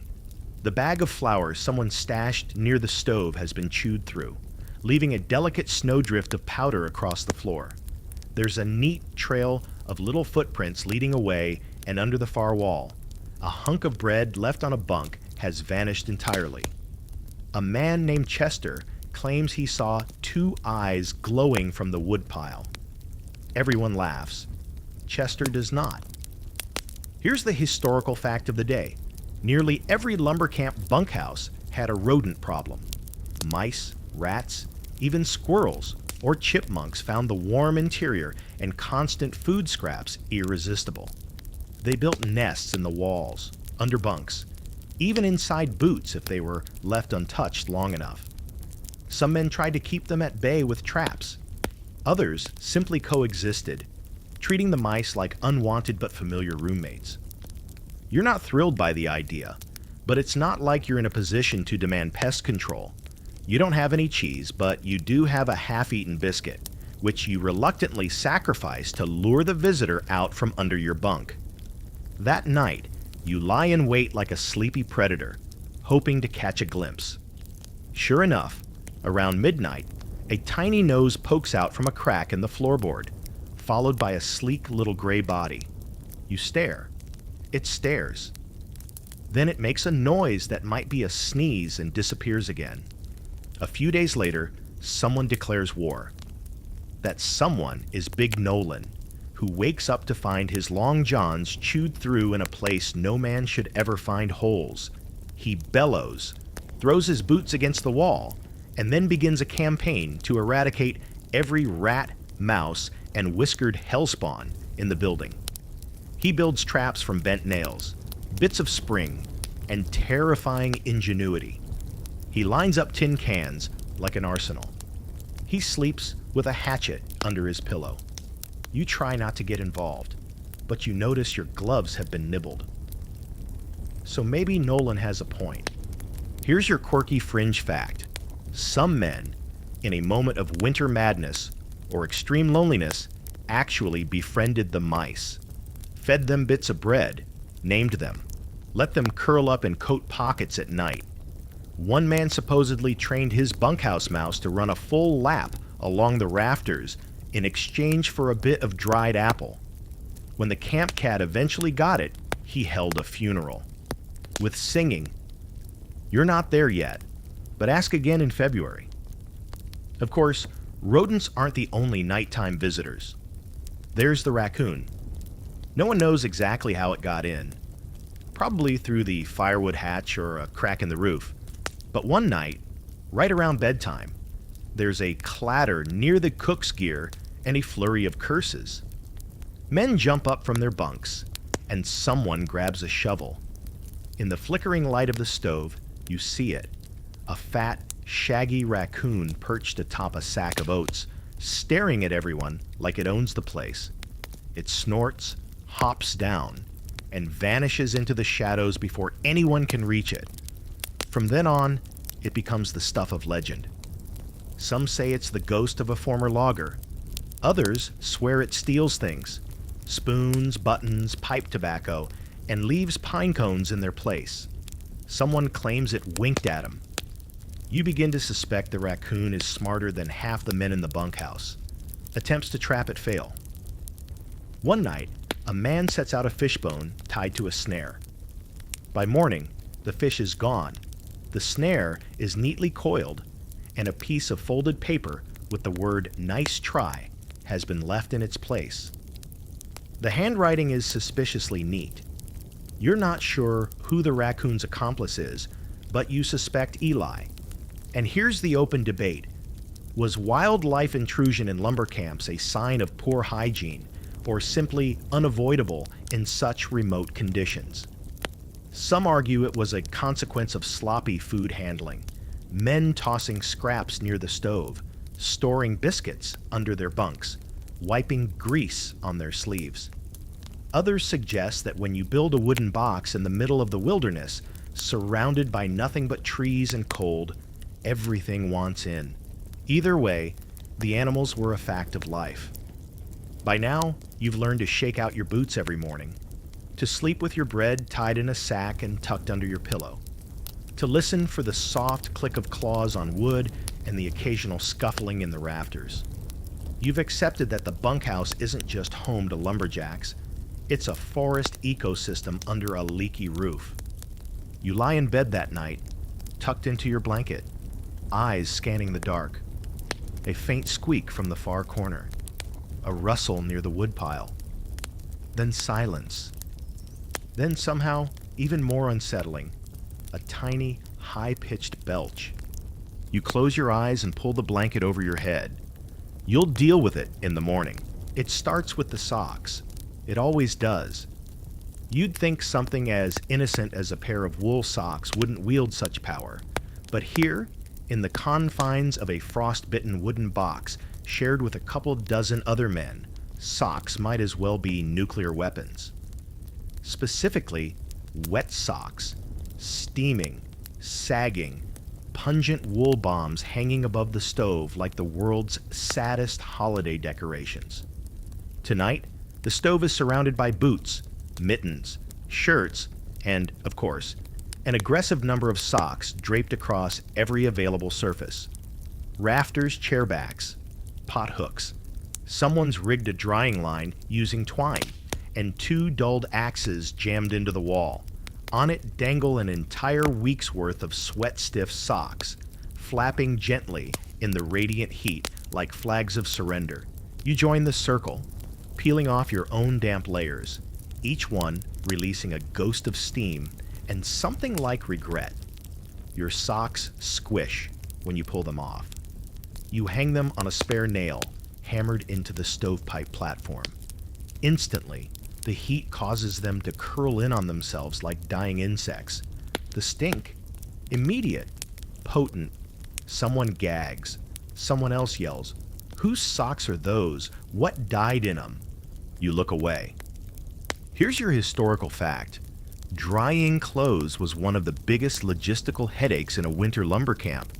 With no running water, no laundry services, and limited firewood, men had to rotate their gear constantly, trying to get something dry enough to wear while still keeping the stove hot and the bunkhouse breathable. Socks were especially problematic. Wet socks meant frostbite. Frostbite meant lost toes. So everyone dried them, whether the air liked it or not. But there's no science here, only chaos. You're essentially baking wool in a giant human oven. Some socks hang too close to the fire and start to sizzle. Others drip melted snow onto the stovetop, sending up clouds of steam so thick they fog the windows.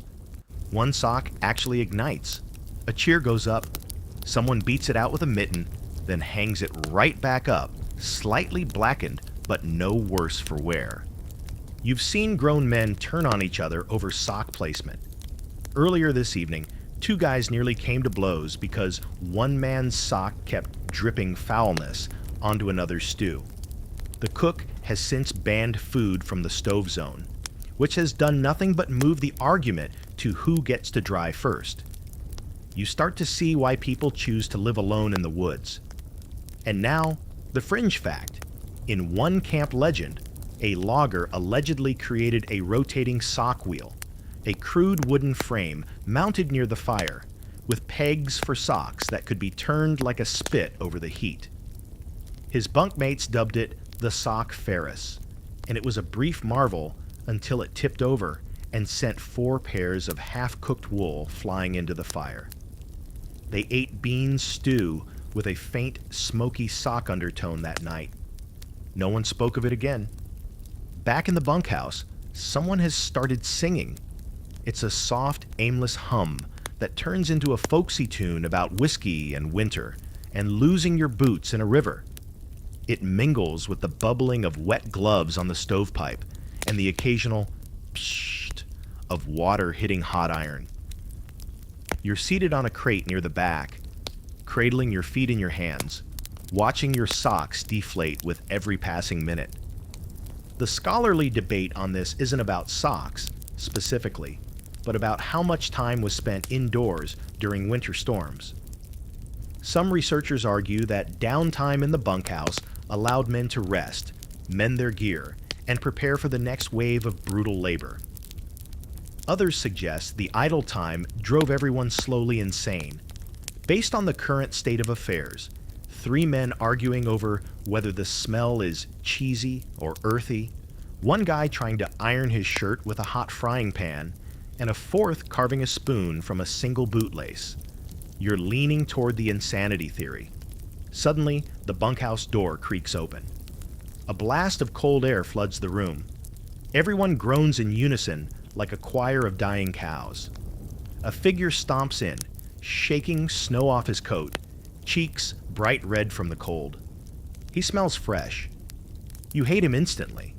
He pauses, surveys the room, and mutters, "Smells like war crime in here." Someone throws a glove at him. Laughter erupts. The sock crisis is temporarily forgotten. You shift your feet closer to the stove. Your toes are tingling, the painful kind of tingling that either means they're waking up or they're quitting. You don't want to find out which. The socks are almost dry. Almost. But not quite.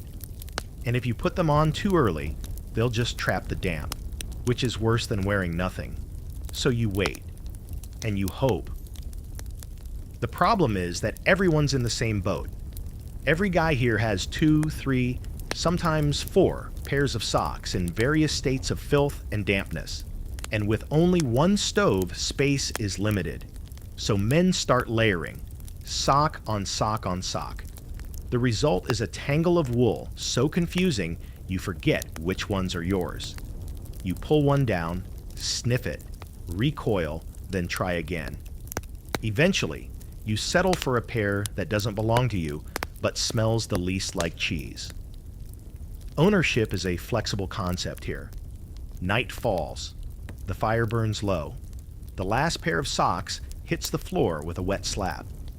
The bunkhouse is warm, thick with the scent of drying wool and scorched pine sap. You lie in your bunk, socks tucked under your blanket, using your own body heat to finish the job. Outside, the wind howls. Inside, it's strangely quiet. Until someone, somewhere in the dark, says, "I think my sock just moved." Nobody answers. Nobody wants to know. You close your eyes and breathe through your mouth. Just another night in paradise. You'd think the most dangerous part of living in a bunkhouse would be the cold, or maybe the wild animals, or the small chance of being buried alive by snow in your sleep. And yes, all of that is terrifying. But let's not forget the real threat. The one that creeps in when you're tired, distracted, and swinging a dangerously sharp tool around 20 other equally distracted, equally tired men. The axe. You've never had this much respect for a piece of metal before, not until you watched someone bury one into a log, only to have the wood split unevenly and send a sliver flying across the yard fast enough to embed itself in another guy's leg. Just a little. Just enough for him to shout something creative and fall over like a cut tree himself. Everyone rushed in, of course, but slowly, because even in crisis, no one wants to move too fast on snow-covered ice with blades in their hands. Today, the talk in the bunkhouse is all about that accident. It happened just before lunch, and everyone saw it. Big Nolan, yes, him again, was felling a pine when his axe glanced off a hidden knot, kicked back, and kissed his shin like it meant it. Blood? Oh yeah. Gushed right through his pants, pooling in the snow like someone spilled cranberry sauce at a picnic no one wanted to attend. Here's your historical fact. Injuries were so common in lumber camps that some men didn't even bother reporting them unless something broke, detached, or required a tourniquet. Stitches were improvised with needle and thread, and antiseptics were whatever you could boil, burn, or pour straight from a flask. There were no doctors on site, no clinics in the woods. You got patched up by the cook or the bull cook, or sometimes just another guy with steady hands and a grim expression. In Nolan's case, the bleeding slowed after they packed the wound with snow and wrapped it in a shirt sleeve. He limped into the bunkhouse like a wounded bear and collapsed on the floor, laughing as someone offered him a sock as a bandage. He declined. The room was too warm for good decisions, but even Nolan has limits. And that brings us to the first aid kit, or rather, the box of pain, as it's known. It's a dented tin with exactly 5 items: a bottle of cheap whiskey, 2 rolls of linen bandage, already stained, a sewing needle stuck into a cork, a wooden splint, and a mystery salve in a tin labeled hoof balm. No one knows what's in it, but it smells like pine tar and regret. Someone claims it's bear grease mixed with ashes. Another guy says it's beaver oil. You decide not to ask. Here's your fringe fact for the day. Some lumberjacks believe that chewing tobacco could disinfect wounds. Yes, really.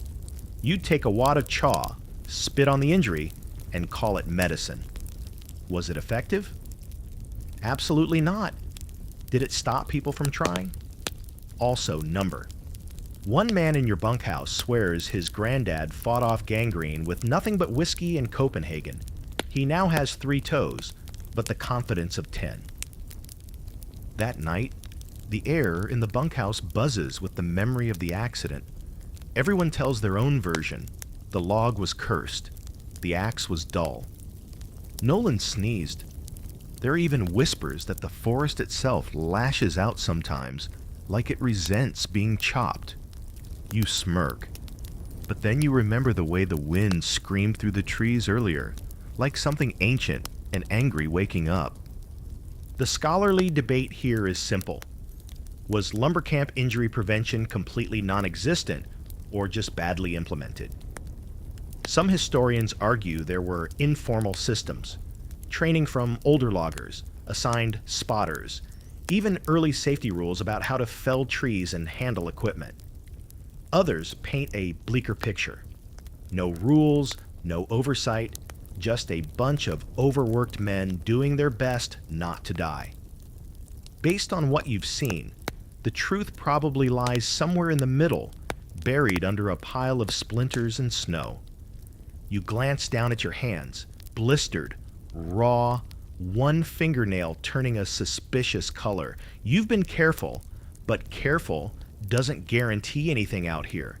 The axes are sharp, the terrain is slick, and most of the time you're too cold to even notice pain until it's screaming at you through your wool layers. After dinner, which is stew again, this time with a bone in it that may or may not belong to a rabbit, someone starts showing off their scars.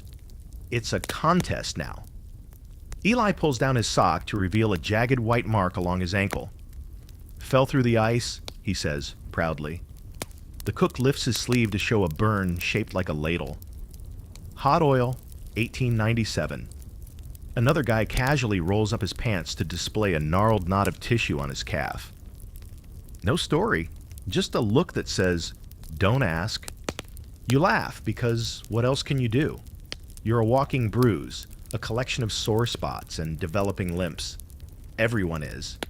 You feel like a pile of bones wearing wet flannel and bravado. But that's the job. That's bunkhouse life. The pain is part of the furniture. Before bed, you check your axe. Wipe it down. Inspect the edge. Place it carefully under your bunk. Handle out, blade in. A small ritual, but one that makes you feel slightly more in control.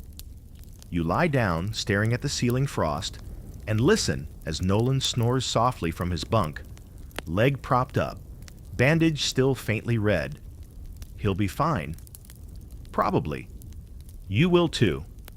Probably. Sleep takes its time tonight, but when it finally comes, it wraps around you like gauze. You dream of trees that bleed and axes that sing. You wake once in the night to adjust your foot, which cramped during a dream about outrunning a runaway sled. You laugh into your pillow, because somehow you're still here. Bruised, cut, exhausted, but still here. By now you've accepted the fact that personal hygiene is more concept than reality. You wake up smelling like smoke and stew and sleep. You're not sure if your shirt still has a collar or if it's simply unraveled out of shame. Your socks haven't seen true dryness in over a week, and you strongly suspect the undershirt you're wearing is gaining sentience. Still, you tell yourself today is the day. Today, by some miracle, you're going to bathe. Step 1. Motivation. You build it up for hours. Through breakfast, through the morning's chores, through the deeply philosophical conversation about whether rats can develop personalities. Everyone's got theories. One man swears he saw a mouse dragging a spoon. You listen, nod, and think about warm water. You haven't felt truly clean since autumn. Step 2. Securing a bucket. There are 3, technically, in camp. One's full of coal chunks. One has a leak that nobody's fixed because it's considered character building. The third, your prize, is currently being used to soak a pair of trousers that fell into some sort of cooking accident. The cook won't elaborate. You wait. You pace. Eventually, the pants are fished out with tongs, and the bucket is yours. Step 3. acquiring water. This involves a short, freezing walk to the stream, or more accurately, the giant white slab where a stream used to be. You chip away at the ice with an axe, your breath fogging the air like dragon smoke. After 20 minutes, you have water. Sort of. It's slush with a side of pine needles and one brave mosquito encased in ice like a prehistoric fossil. You shrug. Extra protein. Back in the bunkhouse, you set the bucket near the stove and wait. And wait. And wait some more. Everyone's drying their socks again. Someone's laid their entire coat across the stovetop, like it's a roast. The fire burns low, sluggish, exhausted from days of endless demands, but eventually, finally, the water steams. Not boils, just steams enough that you believe it might not kill you on contact. Here's your historical fact. Most lumberjacks didn't bathe often during winter, not because they didn't want to, but because it was borderline suicidal to undress in freezing temperatures. Camps without bathhouses, i.e., most of them, relied on bucket baths near the stove, heated river water, or the occasional snow rubdown. Yes, snow, as a cleansing tool. The early version of a spa exfoliation, but with frostbite. You stake your claim by the stove. The ritual begins, shirt off first, slow, sticky, the wool clinging to you like it knows what's coming. Then the undershirt. Then everything else, down to your last frigid thread of decency. You brace yourself, grab the rag, dip it in the bucket, and slap it across your chest. You immediately regret everything you've ever done. The shock is pure, icy, electrifying. Your lungs refuse to cooperate. Your skin erupts into goosebumps so intense you briefly consider if this is what porcupines feel like. But the worst part, it's not even that cold. You've just forgotten what not cold feels like. You scrub anyway. You have to. Armpits, neck, face, back of the knees. The water hits you like tiny insults. The rag is rough.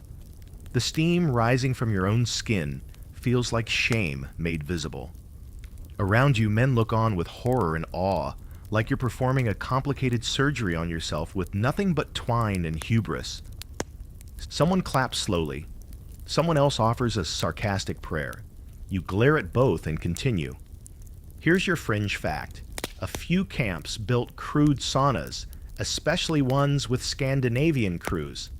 They'd stack rocks, pour water over them, and bask in the steam before running out into the snow like joyful maniacs. It sounds absurd. It also sounds kind of amazing.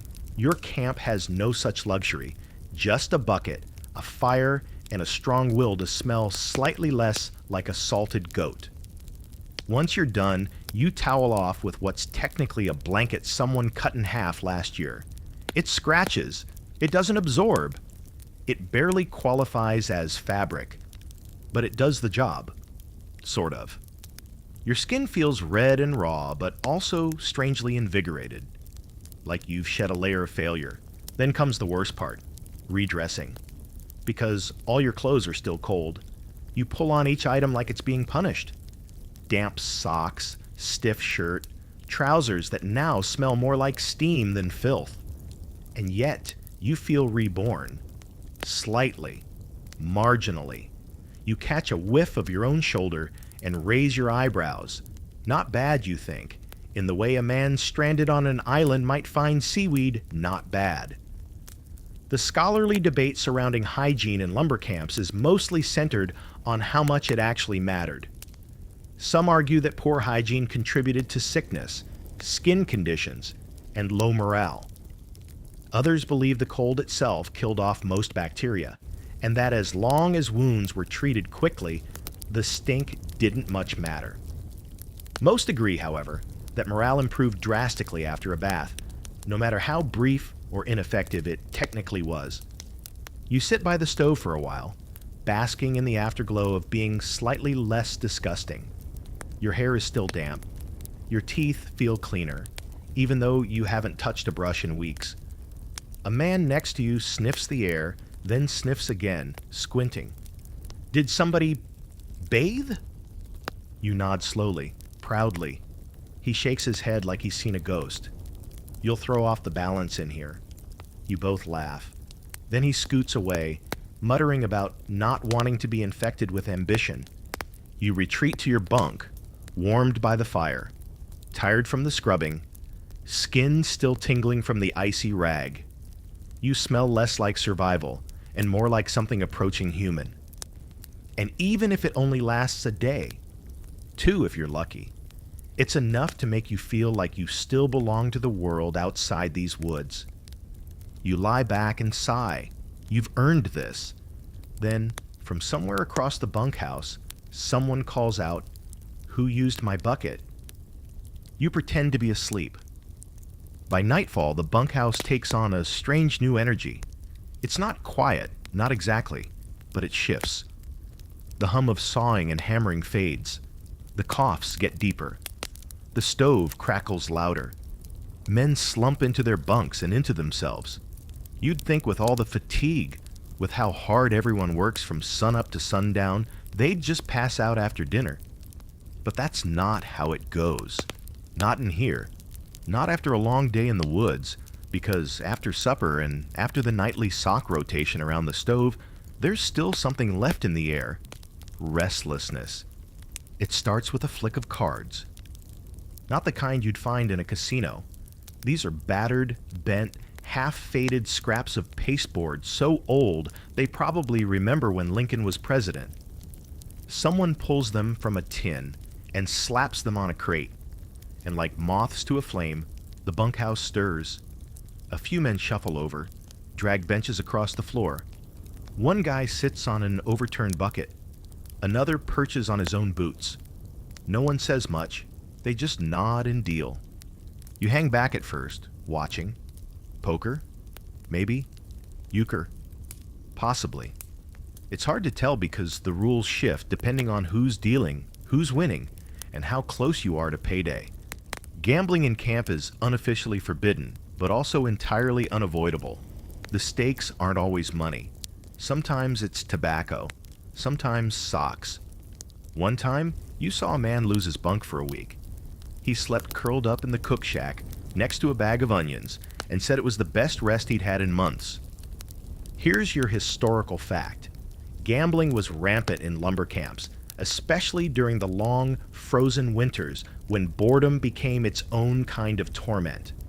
Card games were the most common, but dice and coin flips made regular appearances too. Some camps tried to ban games entirely, but most gave up. It was better to let the men blow off steam with a little harmless wagering than let that frustration turn into something worse. And something worse always hovered nearby. It doesn't take long. One man swears the deck is marked. Another claims someone's been accidentally palming cards. Voices raise. A fist slams the table. Suddenly someone's chair goes flying, and just like that, the game ends in the time-honored fashion, with a fist fight. Fights in the bunkhouse are a strange thing. There's no warning, no build-up, just a snap of tension, and then it's on.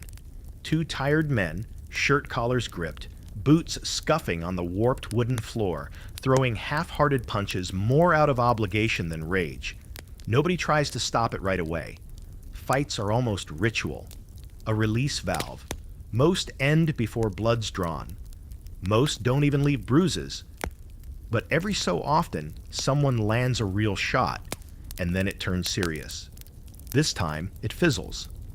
A little shoving, a lot of swearing, and finally someone throws a wet sock at both of them and tells them to go settle it in the snow like civilized men. That gets a few laughs. The cards are gathered, the crate is kicked over. The night shifts again. Now comes the quieter unrest. One guy starts whittling, his knife scraping softly at a block of cedar. He's making a spoon, maybe, or a duck. It's hard to tell, and he's not the type to explain. Another man pulls out a harmonica and plays a tune that wanders between cheerful and miserable. Someone sings a few lines before trailing off. It's not that he doesn't remember the words. It's just that no one here is used to hearing their own voice out loud. Here's your fringe fact. Fistfights weren't just tolerated, they were often expected. Camps were full of men from different backgrounds, languages, temperaments, and pasts. Tensions were inevitable. Fighting was how you proved your spine, aired your grievances, and earned your place. It was rarely about winning. It was about participating. Men respected each other more after a scuffle. Sometimes even became bunkmates. Nothing says bonding like a shared bloody nose. You've managed to avoid a fight so far. Probably because you've kept your mouth shut and your cards close.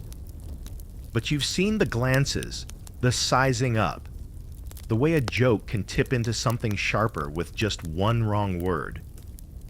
In this place, where privacy doesn't exist and tempers run hot while the air runs cold, the edge between friendship and fury is paper thin. The scholarly question is this: were bunkhouse brawls a symptom of cabin fever, or an organic form of social regulation? Some historians lean toward the idea that these fights kept the peace in the long run. Better to throw a punch now and be done with it than let things fester. Others suggest it reflected deeper issues: class tension, loneliness, trauma carried in from lives before the woods. Either way, the fists flew, and the bunkhouse absorbed it like another log on the fire. Tonight, things cool down quickly.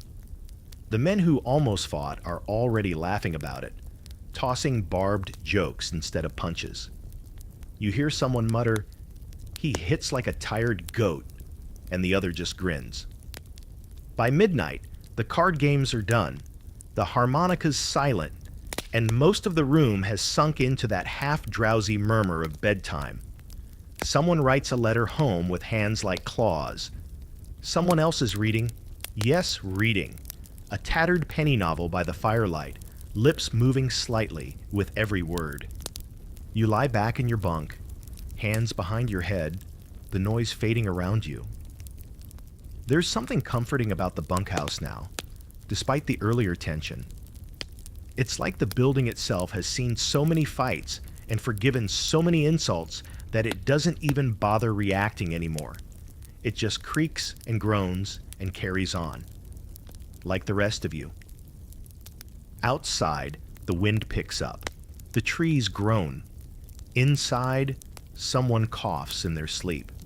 And you? You drift off, dreaming of card games you didn't play and fights you narrowly avoided. Because out here, survival's not just about warmth and food. It's about knowing when to swing and when to fold. You never thought snow could be loud, not until it fell for 48 hours straight, blanketing the forest like a grudge and muffling every sound until even your thoughts echoed. And then, just when you thought the world might stay buried in silence forever, came the crack. A sharp, tree-splitting pop somewhere in the woods, followed by a low rumble that sounded too much like a warning. By the time the snow finally stops, the bunkhouse is practically sealed inside a world of white. The door sticks when you try to open it. Not from ice this time. No, this is weight. Raw, suffocating snow stacked up against the frame like nature's own blockade. You grunt, push harder, and eventually manage to wedge it open just enough to squeeze out. The cold hits like a slap. You squint into the frozen haze, and for a second, you can't even see the tree line. Everything's buried. The wood piles vanished. The latrine, gone. Just a smooth, unbroken expanse of snow rising like dunes across the camp.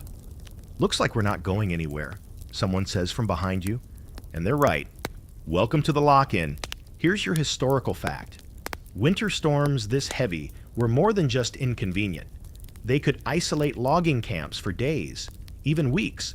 Roads were impassable. Supply sleds couldn't make it through. And if a camp wasn't prepared with enough firewood, food, or patience, things could get ugly fast. Some men saw it as a chance to rest. Others saw it as a slow, spiraling descent into madness. Back inside, the mood starts to shift. At first, it's almost celebratory. No work, fine by everyone. Axes stay in the corner. Boots stay dry. The stove roars a little louder, fed by the last of the inside woodpile. There's extra coffee. Someone even finds a dusty tin of molasses and cracks it open like treasure. It tastes like old nails and sugar, but it's something. The bunks are fuller now. Men stretched out, talking, whittling, doing anything to not be outside. Stories flow faster. Laughter comes easier. For a while, it feels almost cozy. And then, the storm day becomes a storm night. Then, a storm second day. And that's when the edges start to fray. Here's your fringe fact. There's at least one recorded instance of a snowed-in logging crew in Ontario turning to musical theater to preserve their sanity. No joke. They wrote songs, acted out scenes, and staged a performance called The Ballad of the Blistered Toe. It was considered a success because nobody punched each other that night. You briefly consider proposing a revival. You wisely don't. By day 2, the bunkhouse is heavy with heat, smoke, and mood swings. Someone's making snow melt over the stove to drink because the water barrel's frozen solid. Someone else is insisting his bunk is sinking. The floor's giving out, he mutters. I can feel it. You check. It's fine. Probably. You pace. You try to read. You join a card game and lose 4 matches in a row, which gets you the honor of cleaning the chamber pot. A grim little corner bucket nobody talks about unless it's your turn. You handle it with tongs and a clothespin on your nose. This is not your finest moment. The scholarly debate around storm lock-ins focuses on their psychological toll. Were they a welcome break from the grind, or a test of mental endurance? Some historians argue it was the only time men could bond beyond work, telling stories, singing, even writing letters.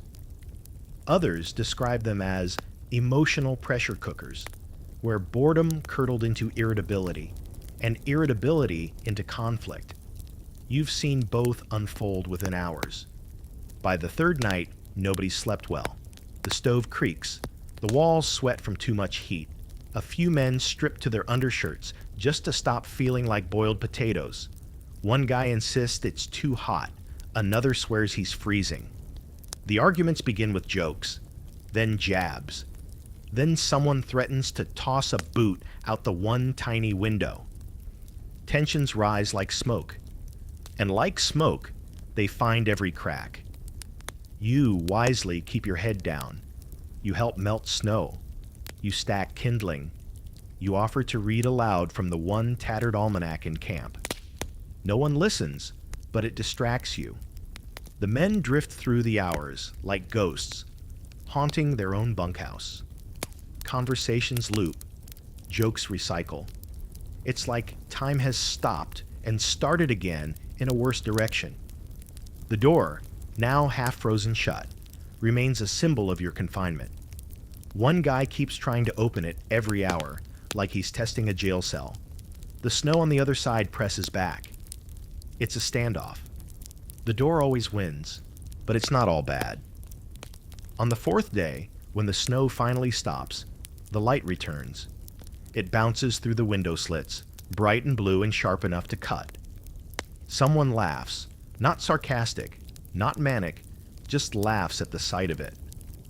Another starts humming. The mood shifts again, slowly, delicately, like a thaw. You all take turns shoveling the way out, digging through packed snow with shovels, pots, and bare hands. It takes hours.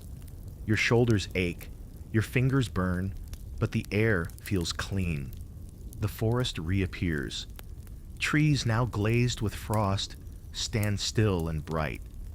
And for the first time in days, you feel like you're outside of something, like you've broken through.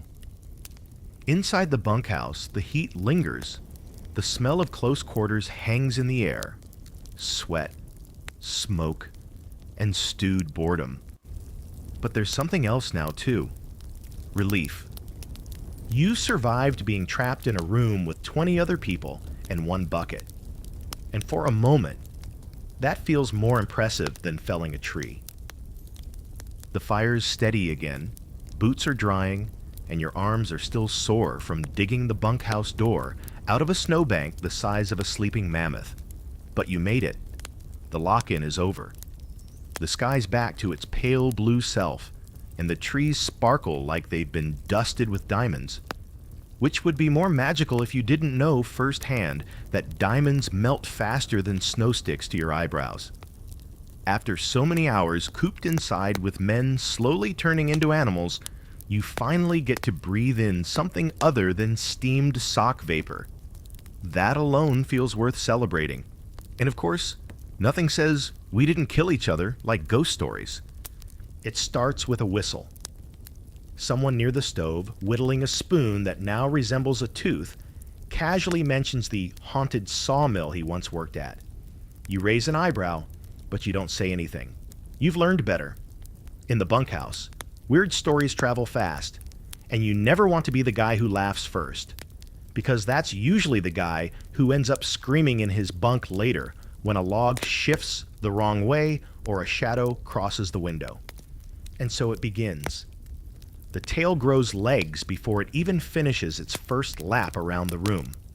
A saw that ran on its own.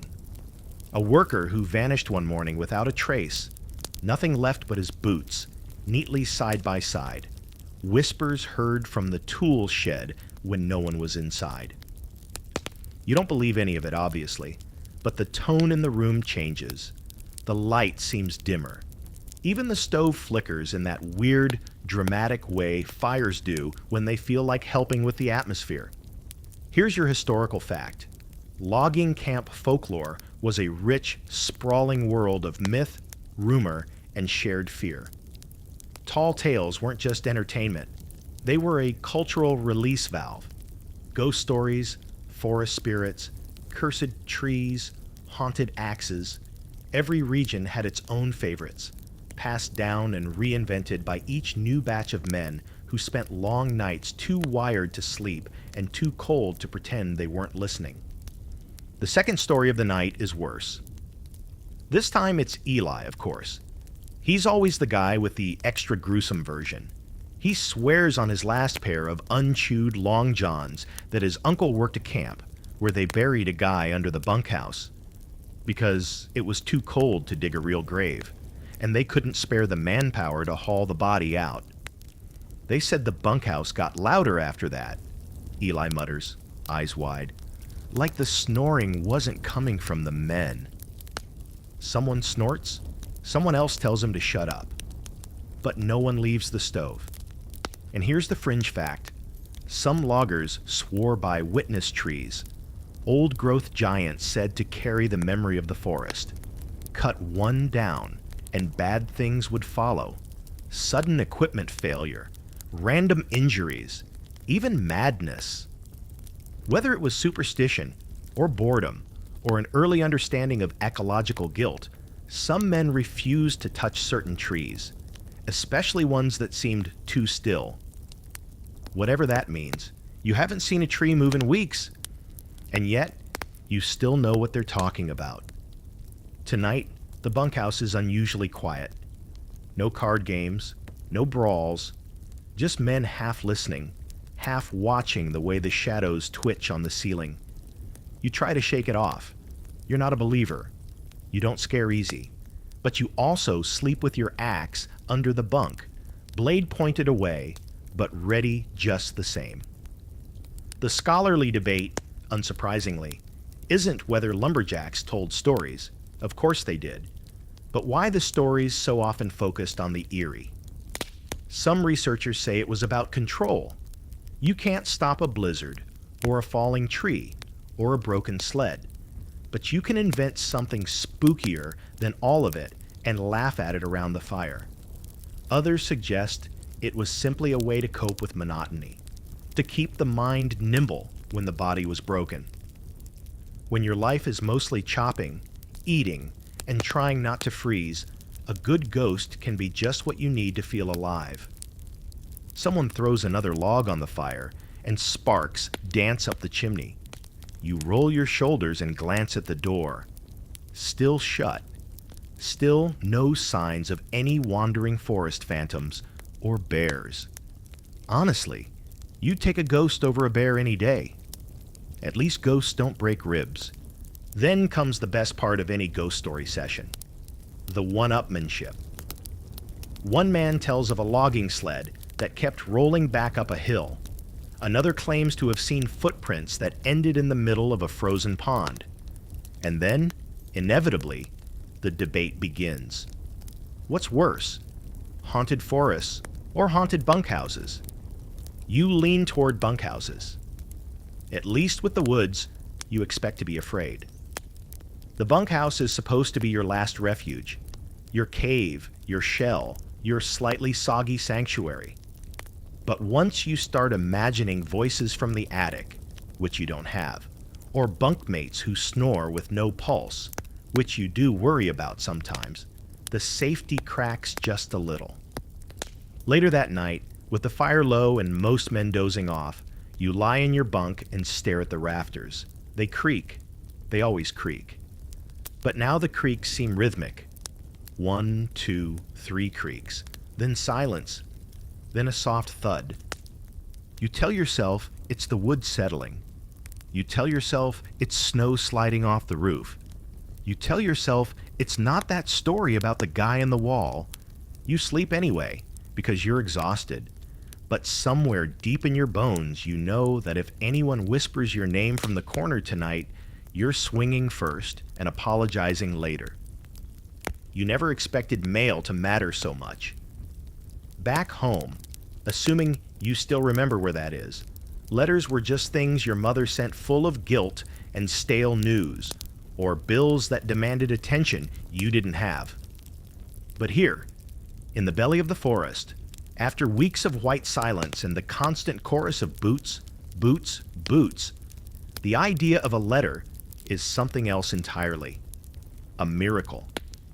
A proof that somewhere out there, the world still spins, and people still say your name. It happens every few weeks, depending on the weather and whether the trail between your camp and the nearest town is passable without losing a horse, a sled, or a mail carrier's dignity. But when it does, when that tiny man in the oversized coat stomps into camp-trailing steam and bad attitude, you'd think the president himself had arrived. Everyone stops. Men drop axes mid-swing. Someone cheers. Someone else nearly cries. Mail call begins. There's no ceremony to it. No roll call or formal announcements. Just a bent man with windburned cheeks flipping through a stack of wrinkled envelopes, calling out names like a carnival barker too tired to care. Mackenzie. A hand shoots up. Branford. Nothing. Branford? Still nothing. The envelope gets tucked back in the stack. Maybe next time. When he says your name, it takes you a second to react. You blink like someone slapped you. A letter? For you? You trudge forward, stunned, and take the thin, creased paper in your hands like it might shatter. It smells faintly of perfume. Or maybe it's just not smoke, and that alone makes it precious. You stuff it inside your coat and walk back to the bunkhouse slowly, afraid to open it too fast, like you'll run out of world the second the words hit your eyes. Here's your historical fact.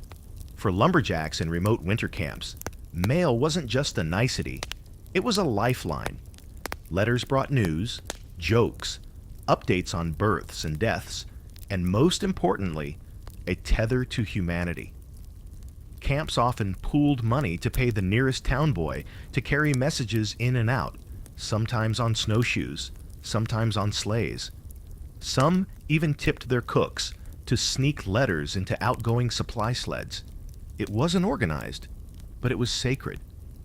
Inside the bunkhouse, everyone's doing the same thing, spreading paper out carefully, holding envelopes near the stove to soften them, reading slowly, out loud, if it's good news. Quietly, if it's not. You crack yours open with frozen fingers and start to read. It's from your sister, or your cousin, or maybe a friend's wife. Someone who still remembers you by name and not just as that guy who went off into the woods to chop things and vanish. The handwriting is rough, but kind. There's mention of rain, of the town dog who still tries to bite strangers, of someone getting married, though you don't recognize the names. It doesn't matter. It's life. It's language. It's a voice from beyond the pines. And then, tucked at the end, 3 words that hit you harder than a falling pine. We miss you. You fold the letter slowly, press it to your chest, then immediately slide it into your sock for safekeeping. That's the official archive of the bunkhouse. The inside of your left boot. It's not elegant, but it's warm. Someone else isn't so lucky. Across the room, a man stares at his letter like it bit him. Then he folds it once, twice, stuffs it in his shirt pocket, and walks outside. No one follows. There's a silence that settles, not the awkward kind, but the respectful kind. Everyone knows better than to ask. You don't get to choose what's in a letter, only whether you open it. Here's your fringe fact. In some camps, mail sparked real drama. Fights broke out over shared sweethearts. One man received 2 letters in the same day, one from his wife and one from his mistress. He walked into the woods and wasn't seen until spring. Another man got dumped by telegram, which was then read aloud to the entire bunkhouse by a friend trying to be funny. He wasn't. That night, his boots mysteriously vanished into the stove. The scholarly debate around letters in logging camps is less about content and more about impact. Did regular mail boost morale, reduce desertion, improve mental health? Or did it make things worse by reminding men how far they were from the lives they once knew? Some say it gave them hope. Others say it made the walls of the bunkhouse feel even tighter. You suspect the truth is somewhere in between, like most things out here. A week passes, then 2. The letter in your sock starts to disintegrate around the edges from sweat and friction, but you can't bring yourself to move it. You've read it 20, maybe 30 times. It's memorized now.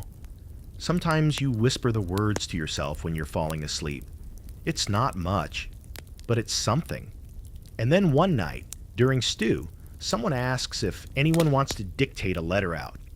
He's got a pencil nub and half a page of clean paper. A few guys grunt. One says, "Tell my ma I still got all my fingers." Another says, "Write to my dog. Tell him I didn't leave on purpose." Everyone laughs, but not for long. It turns quiet again. Heavy. You consider it. Then you don't. Not yet. But maybe soon. Because someday, the mail will come again. And when it does, you'll want someone out there to know that you're still alive, still swinging an axe, still fighting the cold, still trying to remember your middle name. Still here. You wouldn't think tin cans would be the foundation of innovation, but after enough weeks in a lumber camp bunkhouse, surrounded by limited supplies, excessive boredom, and the collective creative desperation of 24 grown men who've memorized every knot in the ceiling, tin cans become the answer to everything. Need a lantern? Tin can. Need a stove tool? Tin can. Need a cup, a funnel, a shovel, a lockbox, a musical instrument, a rodent trap, a conversation piece? Tin. Can. It starts when you finish a can of beans and hesitate before throwing it in the scrap pile. There's a quiet reverence in that hesitation now. You eye the empty can like it holds infinite potential, because it kind of does. Around you, men are already repurposing them, stacking, flattening, cutting them into strange shapes with knives that should probably not be involved in arts and crafts. The bunkhouse has slowly evolved into a workshop. Along one wall, someone's rigged a lantern out of a can, some soot-blackened glass, and a bootlace. It smokes like a chimney but gives off a warm, flickering glow. Another man has fashioned a spoon from a can lid and a bit of pine wood. Is it sharp? Yes. Is it dangerous? Also, yes. But it works, and that's all that matters. Here's your historical fact. Recycling, though no one called it that, was essential in logging camps. Supplies were expensive to transport and easy to ruin. So nothing got wasted. Food tins were hoarded and reshaped. Nails were pulled, straightened, reused. Old harness leather became hinges or drawer pulls. Even broken saws got filed down into scrapers or wedges. If it didn't rot or freeze solid, it found a second life. You've taken to modifying your bunk. Nothing fancy, just small improvements. You flattened a few tin lids and slid them under one corner to stop the eternal wobble. You crafted a hook from wire and nailed it above your head, perfect for hanging your gloves at night so they don't end up under someone else's boot. You're even thinking about carving a drawer into the wall for your letter, if you can trust anyone not to use it for jerky storage. And that brings us to your fringe fact. Some lumberjacks were amateur inventors. Entire camp legends formed around guys who jury-rigged complex contraptions from whatever they had on hand. One man reportedly built a rotating bunk warmer powered by the draft of the stove. Another crafted a rat-catching machine from tin cans, string, and a persuasive smell. He called it the Crit Raider.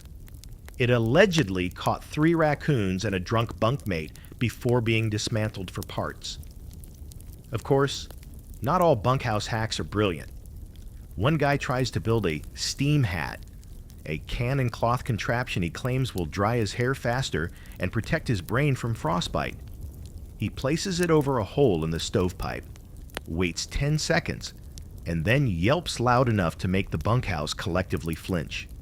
The smell of scorched wool and pride hangs in the air for hours. Nobody speaks of it again. He now wears his hat inside out, for reasons best left undiscussed. And here's the open, scholarly debate. Were these bunkhouse modifications a reflection of ingenuity born of hardship, or just a symptom of isolation slowly unraveling otherwise rational men?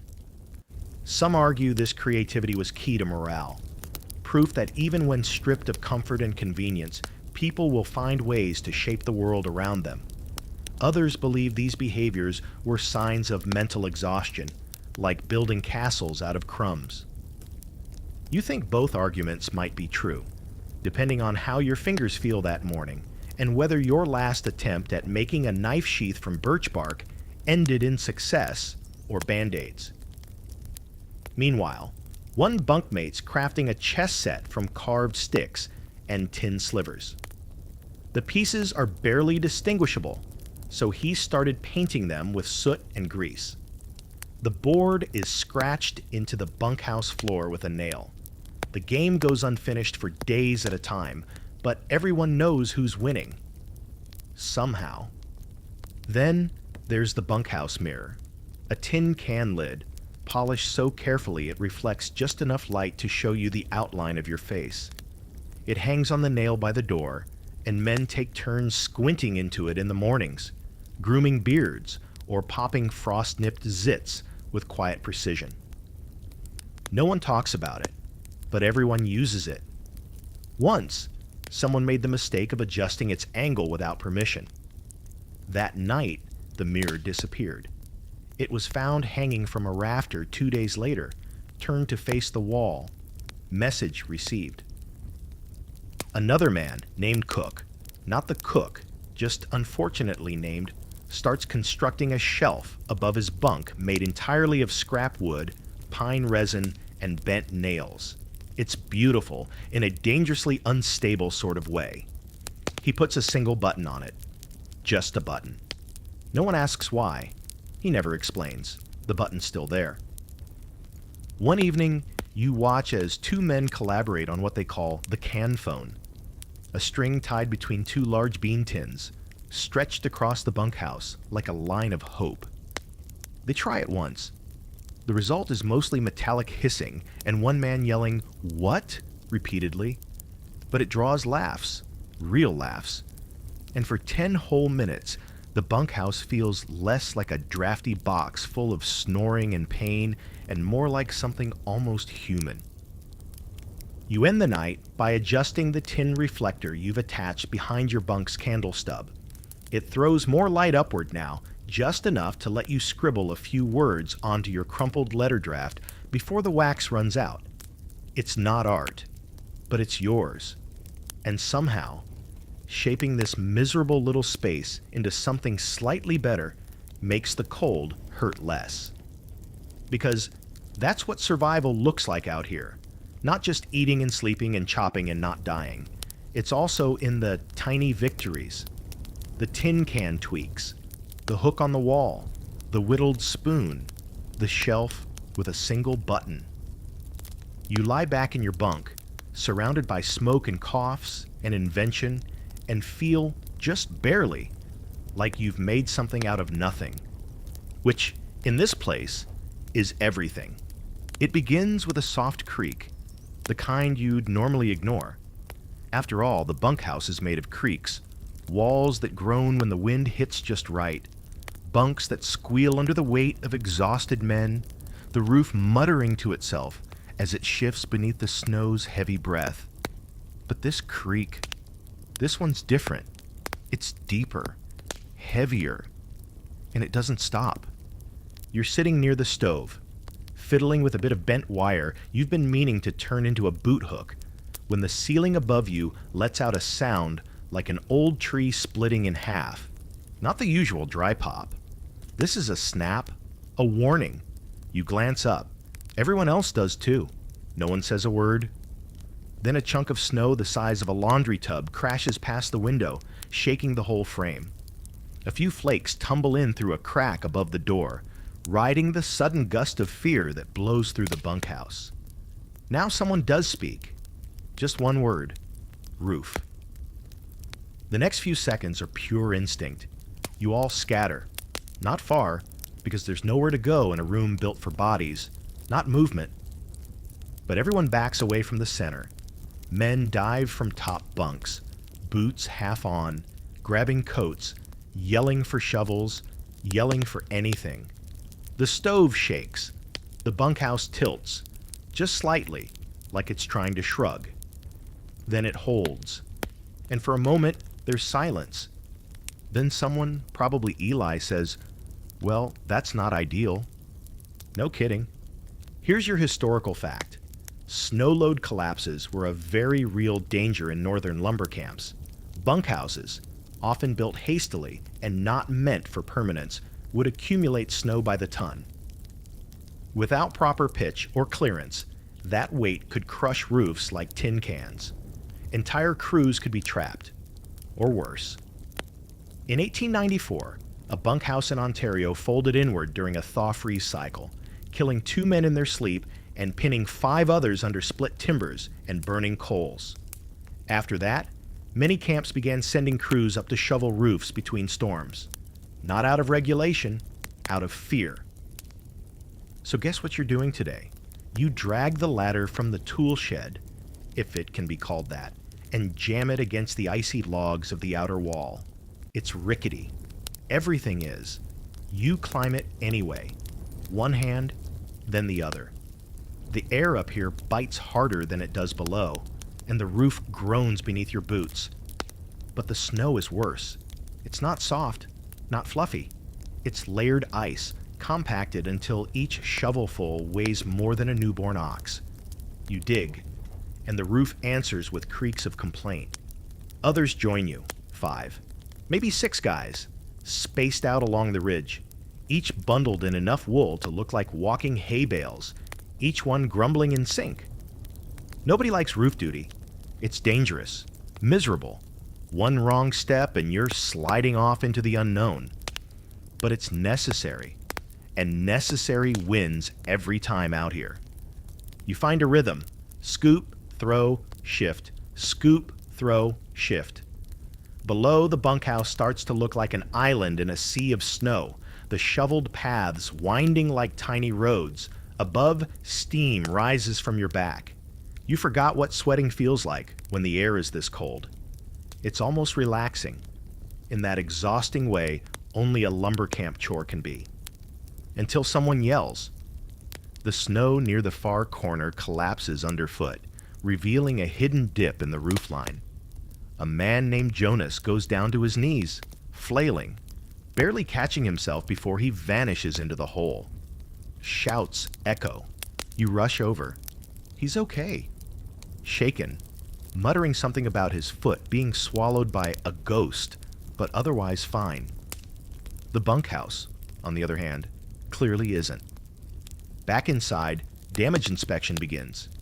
The ceiling near the stove sags just a bit more than usual. You poke at it with a broom handle. It moves. That's never comforting. A crack now runs the length of the far beam, like a grin stretched too wide. You trace it with your eyes, then your fingers, wondering just how much weight the roof can take before it decides it's had enough. Here's your fringe fact.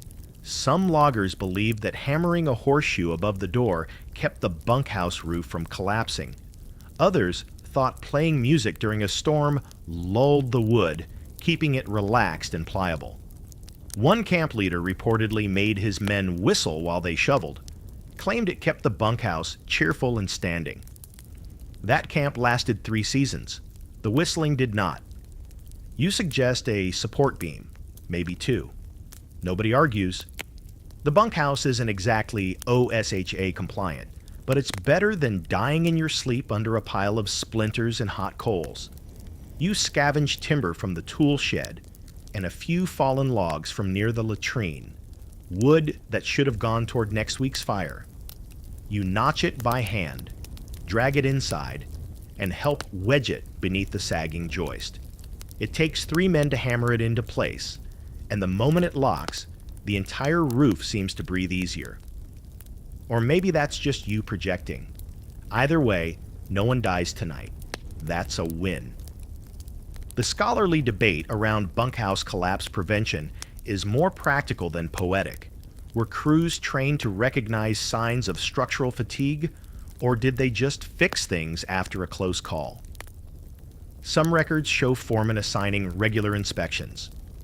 Others suggest most bunkhouses were left to the judgment of the men sleeping under them. When you consider how often judgment in the woods is clouded by cold, exhaustion, or stew-induced hallucinations, it's no wonder these places bent before they broke. That night, the mood is subdued. No card games, no fights, just quiet repair work, sealing drafts, reinforcing corners, making nervous jokes about ghosts with hammers. You sit by the stove, watching a droplet of meltwater slowly trail down the stovepipe, and try not to imagine what it would feel like if the entire roof gave out at 3 a.m. You sleep with your coat on, just in case you have to sprint into the snow. Again. But in the middle of the night, something happens. You don't wake to a crash or a scream. You wake to silence. The bunkhouse doesn't groan. It doesn't creak. It just holds, for now. The floor of the bunkhouse is more of a suggestion than a surface.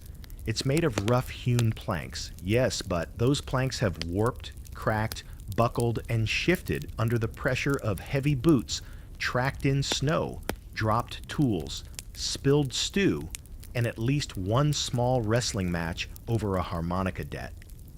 The result is a landscape that crunches, groans, and occasionally bites back. You don't walk across the bunkhouse floor so much as negotiate with it. This morning, you wake with a pine splinter in your heel and a fresh dusting of sawdust in your blanket fold. Not again.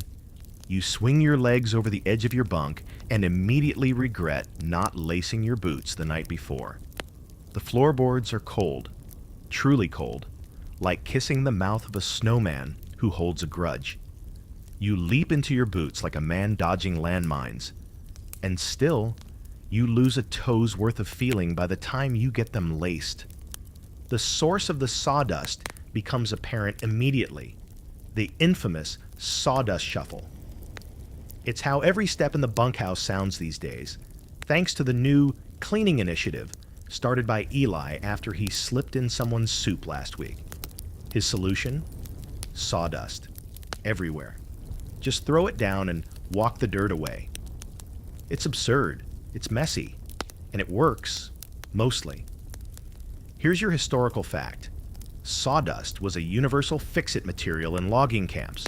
It was scattered on bunkhouse floors to soak up snowmelt, spilled food, blood from minor injuries, and whatever else found its way underfoot. It kept things dry and made sweeping easier. Some bunkhouses kept sacks of it by the door, constantly replenished by someone on bull cook duty who probably wished he'd gone into banking. You grab a broom, well, what used to be a broom. Now it's more of a stick with aspirations. You begin your morning sweep, pushing damp sawdust toward the stove corner. It's not elegant, it's not effective, but it's routine.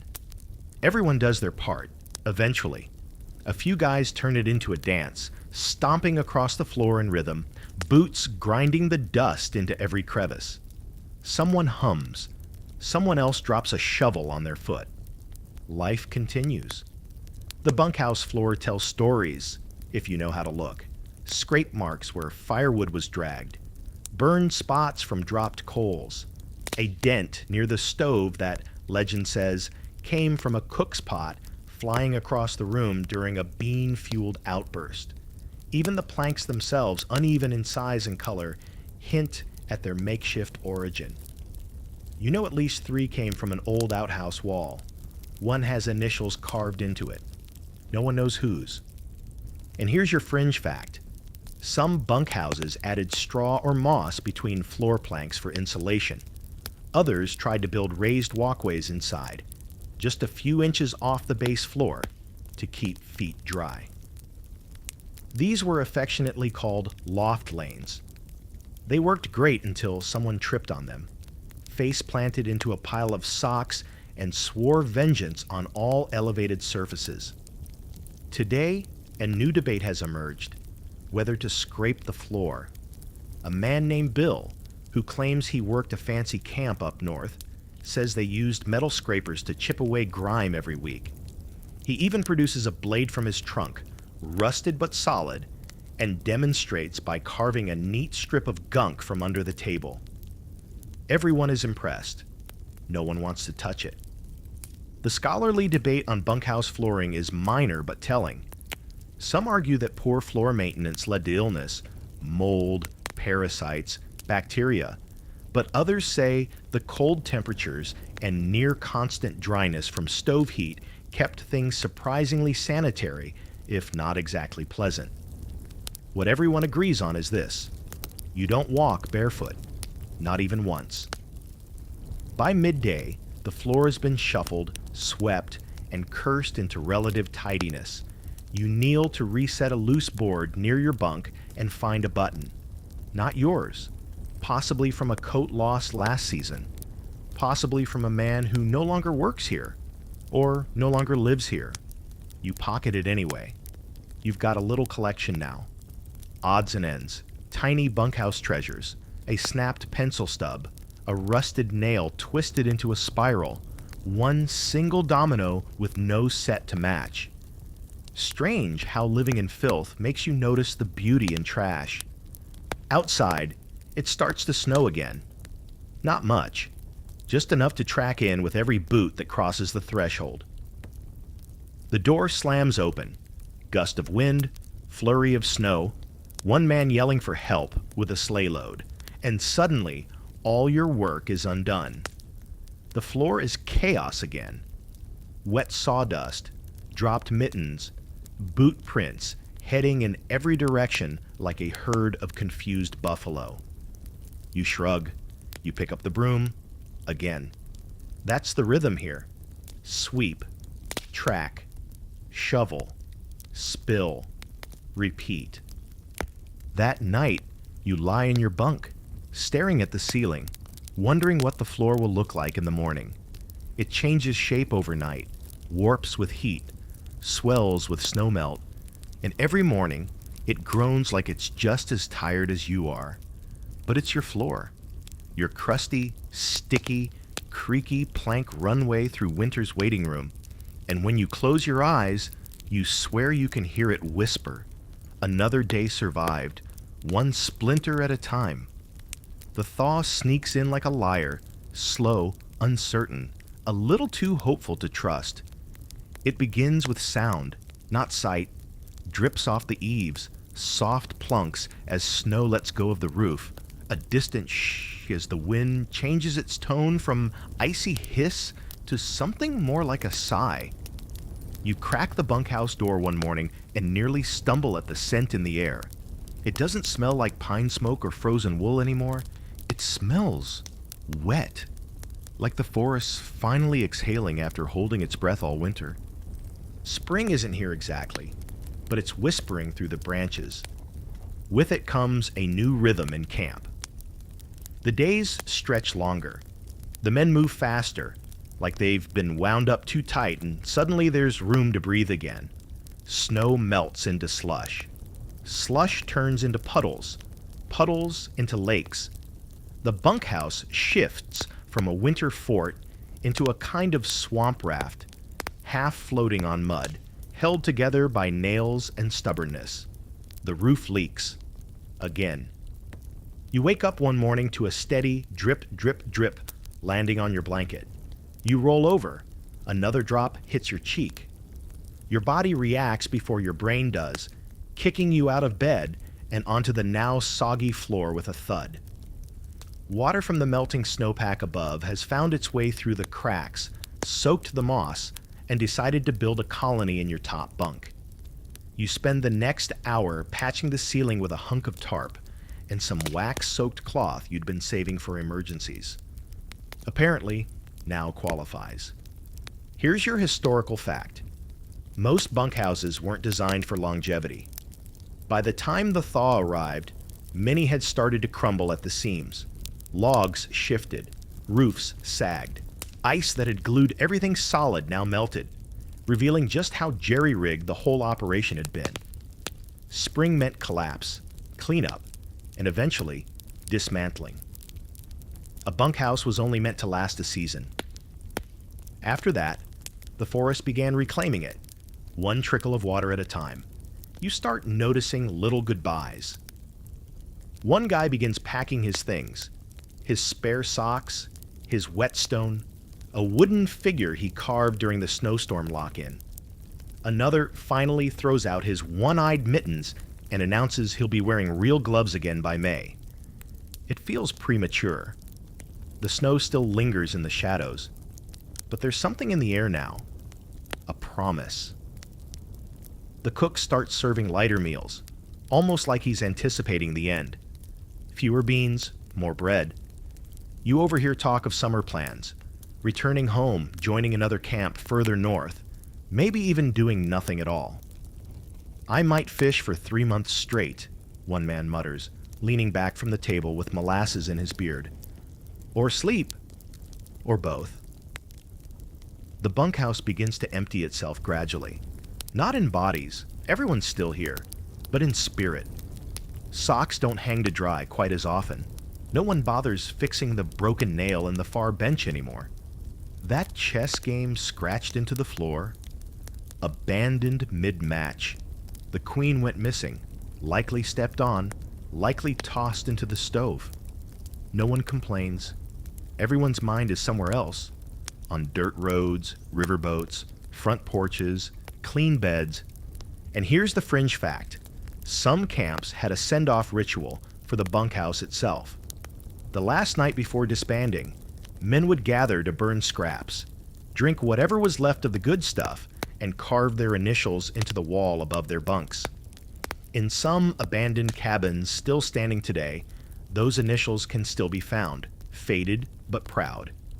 A sort of grave marker for the season. You catch yourself tracing a design into the log by your own bunk. Absent-mindedly at first. A symbol, a date, a name that still matters to you, even after months of smoke and snow and sleepless nights. You don't carve it. Not yet. But you think about it. The scholarly debate around seasonal transitions in logging camps focuses on how the men handled reintegration into normal life. Some claim the thaw caused emotional unease, men becoming restless, reckless, or melancholic at the thought of leaving behind the strange fraternity formed in the cold. Others argue most were eager to forget it all and rejoin civilization. But every memoir, every scrap of journal, seems to carry that same undertone. Leaving the woods doesn't feel quite as good as you expect. Today, your job is dismantling the woodpile. What was once the beating heart of the bunkhouse, the fuel for every fire, the warmth that kept you human, is now a stack of damp logs and scattered splinters. Some pieces are rotten, some are still frozen solid. You sort them anyway, piling the salvageable ones under a tarp for next season. The rest, you burn. Not for heat, but for closure. Inside the bunkhouse has started to echo again. With fewer wet boots clomping around, fewer pots clanging, and less shouting over who stole whose gloves, the place sounds hollow. You hadn't noticed how much noise made it feel full. That night, someone proposes a last bunkhouse feast. The cook digs deep into the stores. Salt pork, flour, canned peaches, saved for something special. And the room buzzes with energy you haven't felt since before the worst of the cold. You eat like kings, laughing with mouths full, drinking from mismatched mugs, listening to one last harmonica tune that sounds suspiciously like the same song he's been playing since December. You lie in your bunk afterward, full and tired, boots already packed. You run your fingers over the grain of the log beside your head and think about carving something after all. Not for anyone else, just for yourself. A record, a mark that says, I was here. I made it. Outside, the snow melts a little faster. Inside, the bunkhouse dreams its last few dreams. Soon, this place will be empty. But tonight, it's still yours. No one really wants to talk about it, but the haunted bunkhouse exists. It's not your bunkhouse. Thank whatever frozen forest gods still look out for lumber-sore shoulders and half-frozen brains. But it's close, less than a day's sled ride, tucked deeper into the pine-thick stretch just north of the ravine. You didn't even know it was there until Jonas, the same man who once tried to invent snowproof matches with wax and a bad attitude, started whispering about it over dinner. Just dropped it into conversation between bites of pork and whatever stew, like he was mentioning the weather. They left it, he said, spoon tapping his bowl. Mid-season. Left everything. Tools, coats, even a kettle still on the stove. Said it weren't safe no more. At first, no one responded. Then Eli snorted and said, You mean they left 'cause their roof caved in? Nope, Jonas replied. Roof's still there. I seen it. And just like that, the haunted bunkhouse was back in circulation. The story changes depending on who tells it. Some say a man died in his bunk, and no one noticed for 3 days, until the stink started curling toes. Others claim it was a murder. One bunkmate took an axe to another after a bad hand of cards, and no one ever found the body. The real spine-crawling version, though, the one that sticks in your head long after the fires died down, goes like this. They found something in the woods one night, something old. Not a bear, not a wolf, not a man, just something. After that, nothing felt right in camp. Men stopped sleeping. Tools went missing. One morning, all the saws were found bent into circles like a blacksmith had a tantrum. Then someone tried to burn the bunkhouse. It didn't catch. So they left. Here's your historical fact. Bunkhouses, like any hastily built structure in the deep woods, didn't always last. Some were abandoned mid-season due to flooding, fire, bad lumber runs, or financial collapse. But others, scattered and scarce, were left under stranger circumstances. Oral histories from Maine, Michigan, and parts of Quebec include references to cursed camps where men refused to stay after certain events. These stories never made it into official ledgers, but they lived on in whispers. One man in your camp, older, quiet, built like a knot of hickory, claims he spent one night in that bunkhouse. He says he didn't sleep, that the walls whispered all night long, that someone walked past his bunk every 20 minutes. Heavy steps, no voice, just boots on wood. He was the only man in the room. Someone laughs nervously. Maybe it was your heartbeat. The old man doesn't smile, just says, "Then I got a heartbeat with frostbite and a pair of steel-toed boots." That night, the bunkhouse is too quiet.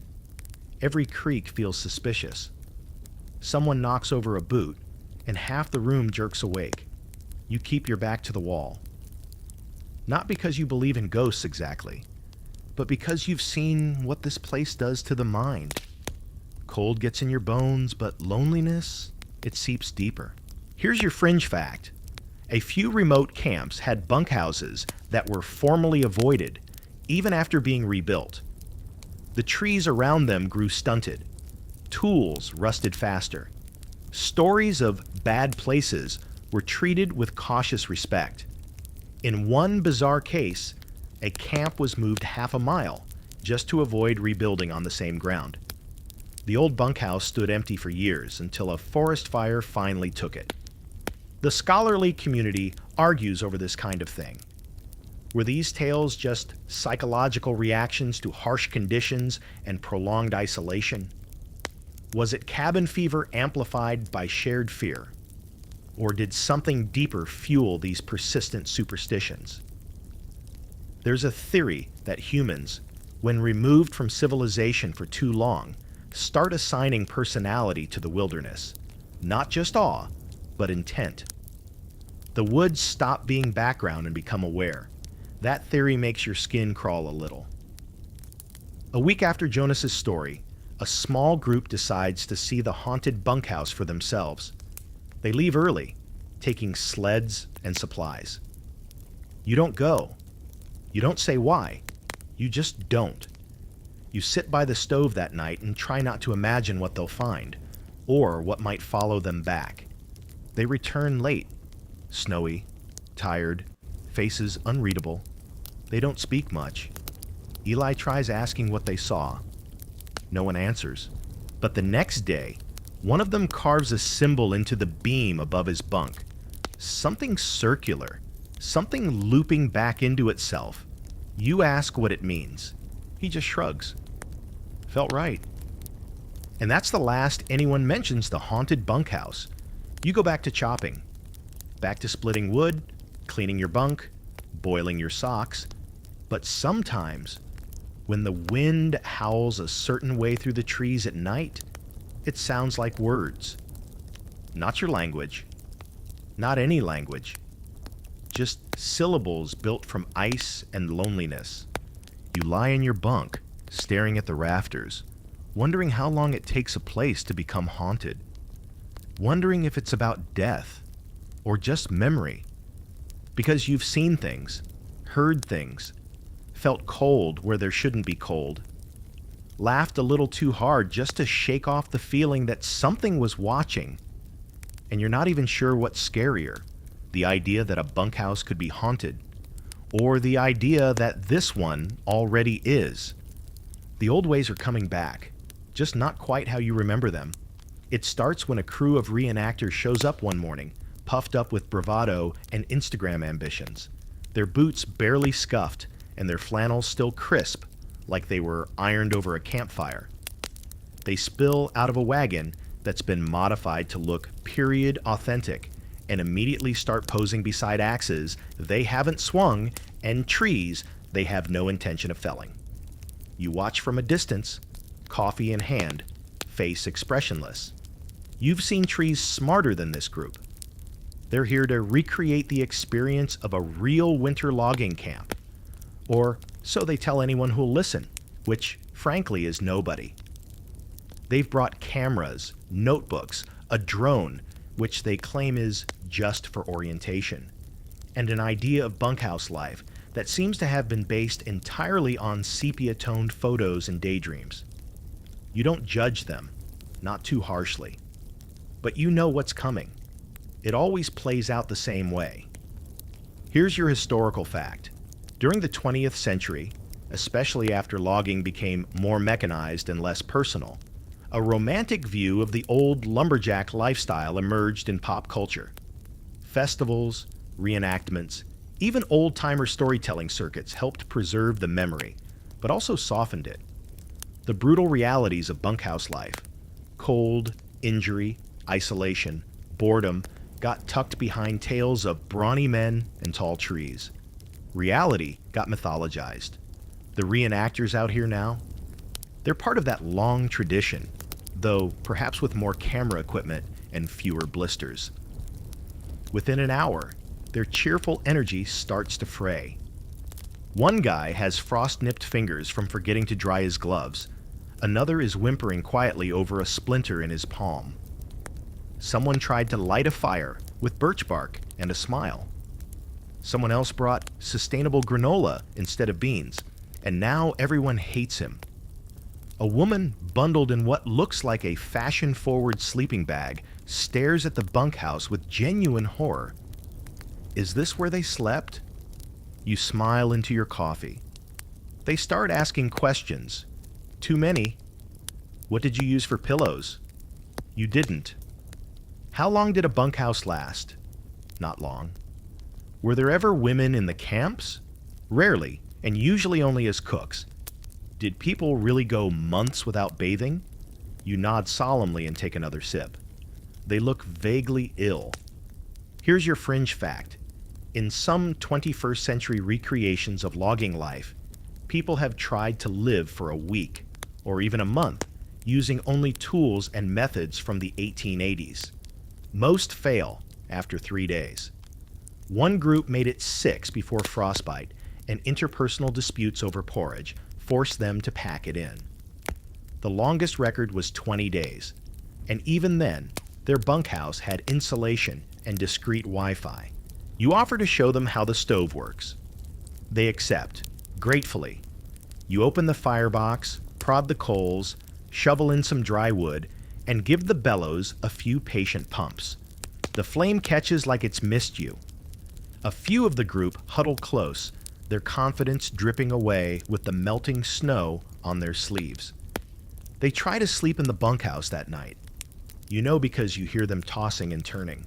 One guy mutters about something crawling on his blanket. Another complains the stove is too hot. Then it's too cold.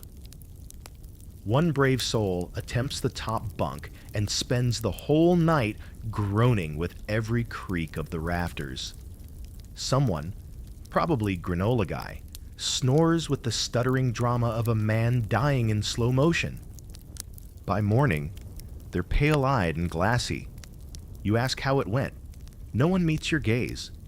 One girl says, "I think I slept on a nail." Another adds, "Something bit me, and I don't want to know what." You nod. Welcome to the club. They last 2 more nights. By the end, their flannel is filthy. Their camera batteries are dead, and the bunkhouse looks like it's chewed them up and spit out the clean parts. Before leaving, they gather their things, silently. No speeches, no summary reflections. One guy does carve his initials into the bunk post. Another takes a charcoal rubbing of the stovepipe. A few offer thanks, half sincere, half traumatized. Then, as they load their wagon and roll out, someone turns and asks, "Why'd you stay?" Like, why would anyone do this for real? You pause. You could explain the pay, the escape, the sense of freedom in the woods, the brotherhood that forms when the world forgets you exist and you're left only with each other and a stack of trees to destroy. But instead, you say, it teaches you what matters. When nothing's easy, everything means more. They stare for a moment, then nod, and leave. Here's the scholarly debate. Is modern reenactment a form of historical preservation or performance tourism? Some argue it cheapens the experience, reducing real hardship into cosplay. Others claim it's a way to connect, to walk or stumble in the boots of those who came before. You think the truth, like a lot of things out here, sits in the gray space in between. Later that evening, the bunkhouse feels oddly still. No rustle of high-tech sleeping bags. No whispered complaints about the lack of Wi-Fi. Just the familiar crackle of the fire, the occasional cough, the quiet shuffle of men who've earned their discomfort. You lie back in your bunk, arms behind your head, and wonder what the reenactors will remember. Will they recall the blisters, the biting cold, the way the stove glowed like a promise in the dark? Or will they tell stories about how they could have made it if they'd had one more pair of wool socks? Either way, you're glad they came. Because now they know the bunkhouse isn't just a place, it's a test. And most people fail it. The bunkhouse is quiet again, not in the usual dead-of-night way, but in the way that comes right before something ends. There's a particular stillness in the walls, like they know. Like the logs, the nails, the smoky old stove have all sensed that their time is up and are politely waiting to exhale. You've felt this kind of silence before. In schoolrooms after final exams, in church pews when the sermon ends, and now here, in the heart of a shack that somehow sheltered you through the worst winter of your life. You wake early, not from cold or noise, but because something inside you can't sleep. The others are still out, most of them anyway. One man is already packing.